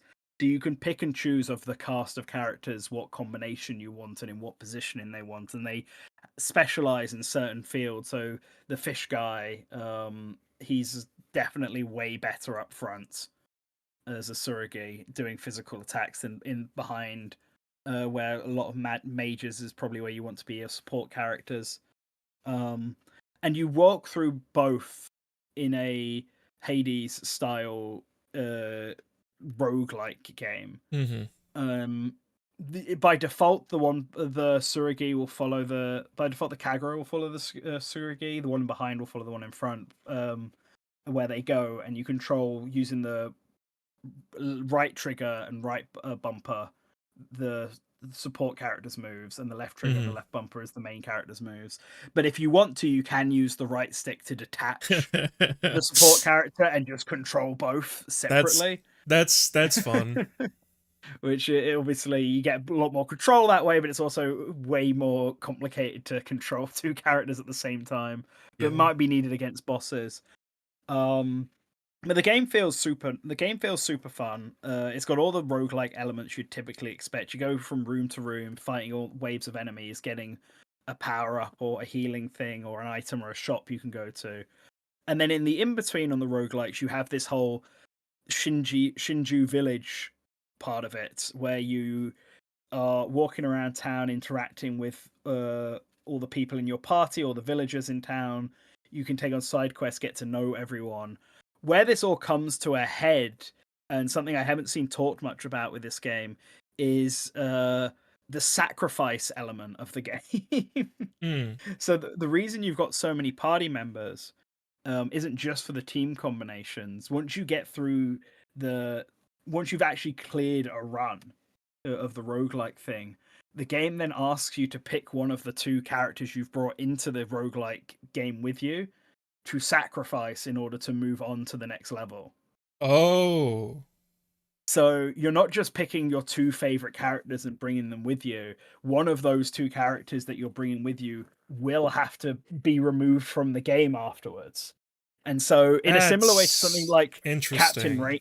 in a similar way to something like Captain Rainbow, when you take characters out of the equation, it will change up, the various quest lines and stuff. Someone might have a interaction with a character as part of their quest that you don't get because the character is now gone, and that will change the dynamic of that story. And you'll obviously have less people to work with, and then the further into the game you get, your party members dwindle down, presumably until you have two left. I obviously only played a demo, so I don't know how far they push this. But it's an interesting approach, I think, to making the player really consider what they take with them. You'll be getting upgrades and stuff to help you in the next run of your roguelike, but actually completing it and moving on with the story will cause you to lose stuff. So do you have like a main guy who you always put in the lead and then have a support character that you always sacrifice? Do you play that style, or do you try and change it up and Okay. get to know every character? This is wild. That's like the main like conceit of the game. It is not in this trailer. No, it's not. What the fuck is this advertising? Well, that was it. The first trailer came out when Summer Games Fest, and people just sort of wrote it off as whatever, right? Like it's just another game. That is, but actually, having played it now and having to learned lead more with about that, it, that makes this so much more interesting, and it's literally not in the fucking trailer. Yeah, which is why I feel quite bad for having played this game, because Bandai Namco were really pushing it. They had a huge booth for it at Gamescom with like 20 units, and like at most I ever saw was like 3 people there. That's So unfortunate. it was like, oh no. And I really enjoyed it when I sat down and played it, and I was like, oh, this is just Hades, but like with a Japanese aesthetic, and I've got 2 characters instead of 1. And then when you get further into it and you learn about the sacrifice, I was like, oh, this is actually like this not only does this promote replayability on like changing up who you would sacrifice and how that would change the story and the side content, it also really makes you like think hard about how you want to be upgrading the town, upgrading the characters, like which characters you want to get to know, pushes you to like really try and learn all the characters and what they do. It feels like this advertising is leaning into the whole, a colorful cast of characters that you'll get to know and love. And the core conceit of the game is that you won't get to know all of them. and that's like so thoroughly tied into the whole concept of this game from what you're describing. And the fact that it's not here at all is fucking insane. The developers must be really unhappy. Yeah, it's a shame. And the developers of this game are Brownies Inc. Oh, yeah, no. Oh, that's another time that they get screwed over. That's fun. So unfortunate for it's the Mana guy, I'm pretty sure, leading on this game. Oh my god. I feel really bad for them because they always have really fascinating ideas. God, they're getting fucked over again. Oh no. So I felt like I should throw it in here at the end. Thank you for bringing this to light, because that's really important. That's literally the whole game, and it's not even in this fucking trailer. I had no interest until you brought up that aspect, and now I'm like, holy shit, that sounds kind of neat, kind of interesting, Yeah. like a subversion of this kind of game, and Mm-hmm. it's not in the fucking advertising. I don't know if they're trying to keep it a secret or not, but that's not the kind of thing that you should keep a secret. No, it's not. I'm very curious to see how reviews of this game will do when it comes out, because I'm sure it's going to come up in every single review because it's a core mechanic. And I Yeah. wonder how many people will not realize this is how the game is, what the game's main focus is. I hope it Um, can recover from this, because this is kind of like a failure of advertising. Like, what the fuck? I can't yeah, get over that. it's very generically advertised and missing the Yeah. actual thing that makes it stand out from the other games of its genre. A genre that's very jam packed with titles in it. Uh, yeah, that's it. Well, the fandom's also that there's been so many. They have released quite a lot of trailers for this game, but I think the first one was very bland trailer that didn't show off anything, and so most people just fell off the game like Yeah. immediately. Like I found out about it because I didn't watch Summer Games Fest. I found out about this game because I think Carl Bosman from from Delayed Input ripped into ripped into the trailer for the original. Mm. And basically said that people only remember this because would only talk about this because of the Fishman, the buff Fishman character, God damn. and that's how I found out about this game. And then I played it, and I was like, "Oh shit, this is fun! This is actually really fun." uh, but all right, that's the last game I wanted to Oh talk about. Well, boy. kind of. You might have seen that I set up another stream after this one, and that's for Sonic Crossworlds. Oh Because yeah. I did play that at Gamescom, but I figured what I would do is play that game for a little bit on the open network Yeah, because the that's going live open right network now. test. So I'll play Sonic Crossworlds and share my thoughts on that in real time as I play it, because I played it on PS5, and then now we're going to play the Switch version and see how that handles up. I want the Switch 2 version of Sonic Crossworlds, but that's coming out way later for some reason. Hmm. Which is super annoying. So I'm sort of making a tactical decision of, do I get the Switch version and then upgrade to the Switch 2 version when it comes out, or do I just get the PlayStation version? Because that's what I had to do for Sonic Frontiers. I just got the PlayStation version instead, and not worry Hmm. about it, because it feels like Sonic Crosswords feels like the sort of game I'd rather play on the Switch. I'd rather take with me handheld.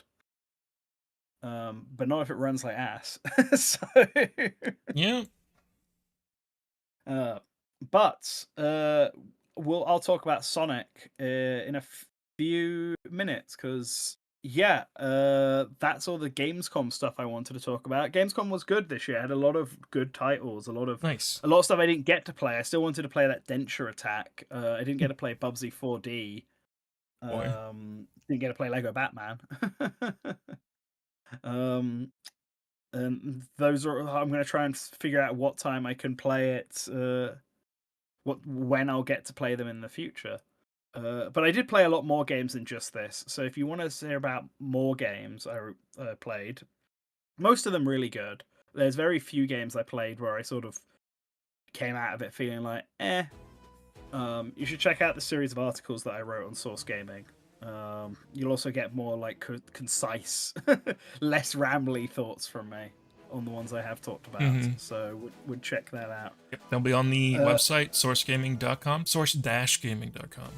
Yes, Uh, source-gaming.com or sourcegaming.info. Yes. Both URLs work. But thank you, Slink, for Yeah. joining me, hosting. That was this fun. and It was listening fun. to me ramble for like 2 hours. Yeah, no, I learned about some interesting games. Might give a few of them a shot. I definitely have a game to tell our good buddy Creeks about, because it's very Creeks core. There you go. See, everyone just got to wish list these games, even though I intend on buying them at launch. Wish listing is like the most. Wish important thing a listing game does can have. help, like Yeah. visibility. That's why I included a Steam link to every game in my article, so people can go and wishlist it if they want to. Or and some of these games have demos. Toa has a demo. Yeah, Toa has a you can demo. go and download right now on any platform, because I'm pretty sure it's coming to all platforms. So you can try that game out immediately.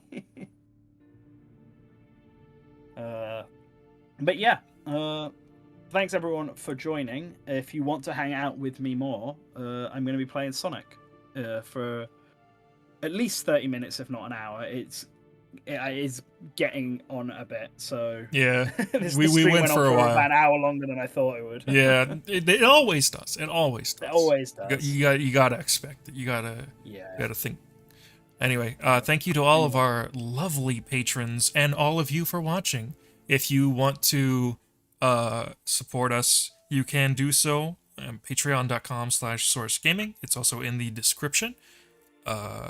Every dollar goes a long way and helps us keep doing what we're doing. As always, always remember to return to the source.